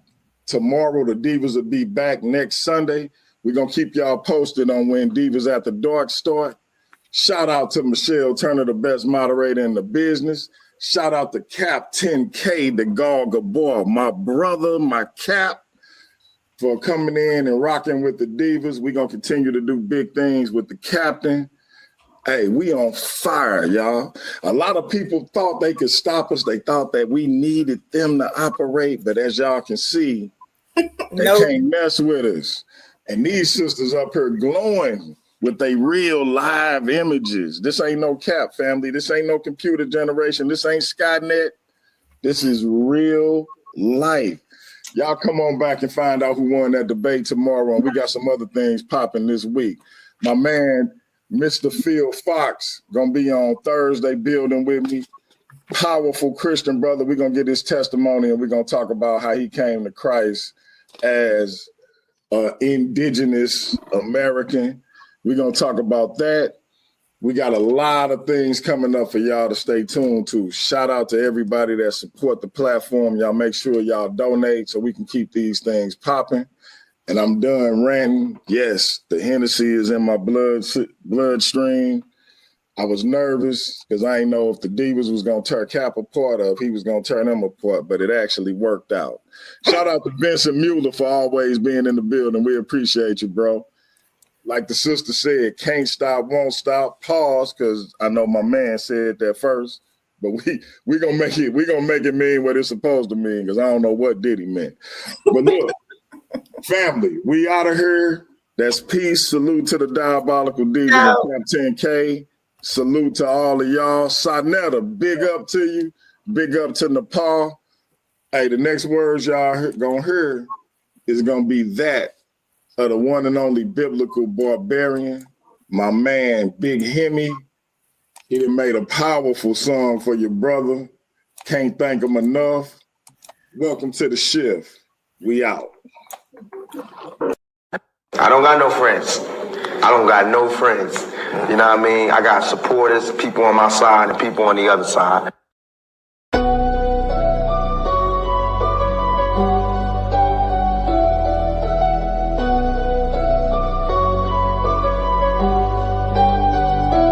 Welcome to the shift where the whole room glows. DMG vibes got the city on go. Stand on what you know, every mind gon' grow. This you black, I'm with you, let the whole world know. Paradigm light, yo, shine just right. Respect your view, even if we don't align right. We can disagree and still keep the love tight. DMG family, we elevate the mind right. This that channel that be talking back, energy attack. Iron sharp as iron, watch the whole league react. Competition in the building, better tighten up your facts. We ain't clones, but we still mirror how you crack under impact. Every debate or work hard, spot a weak, rap fast. You live wrong, paradigm shift and break your stance. I'm the judge, the jury, the pen, the contrast. My bars hit always like a quadruple. Bond try to shift where the whole room glow. DMG vibes got the city on go. Stand on what you know, every mind gon' grow. If you black, I'm with you, let the whole world know. Paradigm light, yeah, we shine just right. Respect your view, even if we don't all align right. We can disagree and still keep the love tight. DMG family, we elevate the mind right. We invite every mind, long as you stand on yours. Walking with respect, leave with open doors. Channel stay lit, views jumping off the boards. STL bounce, yeah, the spy from the source. Competitors, welcome, step up, don't fold. We don't fit pressure, we refine under load. God's heavy, we press them till the truth get told. Shit so clean, it feel platinum even when it's gold. Come through correct, bring your logic and your proof. Speak your truth, just don't run from the truth. We debate with grace, that's the paradigm groove. Flow so smooth, even turbulence move. Welcome to the shift where the whole room go. DMG vibes got the city on go. Stand on what you know, every mind gon' grow. If you black, I'm with you, let the whole world know. Paradigm light, yeah, we shine just right. Respect your view, even if we don't align right. We can disagree and still keep the love tight. DMG family, we elevate the mind right. Where the whole glow. DMG vibes got the city on low. Stand on what you know, every mind gon' go. If you black, I'm with you, let the whole world know. Paradigm light, yeah, we shine just right. Respect your view, even if we don't align right. We can disagree and still keep the love tight. DMG family, we elevate the mind right. Welcome to the shift. DMG vibes got the city on go. Welcome to the shift. Stand on what you know, every mind gon' grow. Welcome to the shift. If you black, I'm with you, if you black, I'm with you. Welcome to the shift. We can disagree and still keep the love tight. Welcome to the shift. DMG family, we elevate the mind right. Welcome to the shift. DMG vibe got the city on low. With paradigm shift, keep the real forward.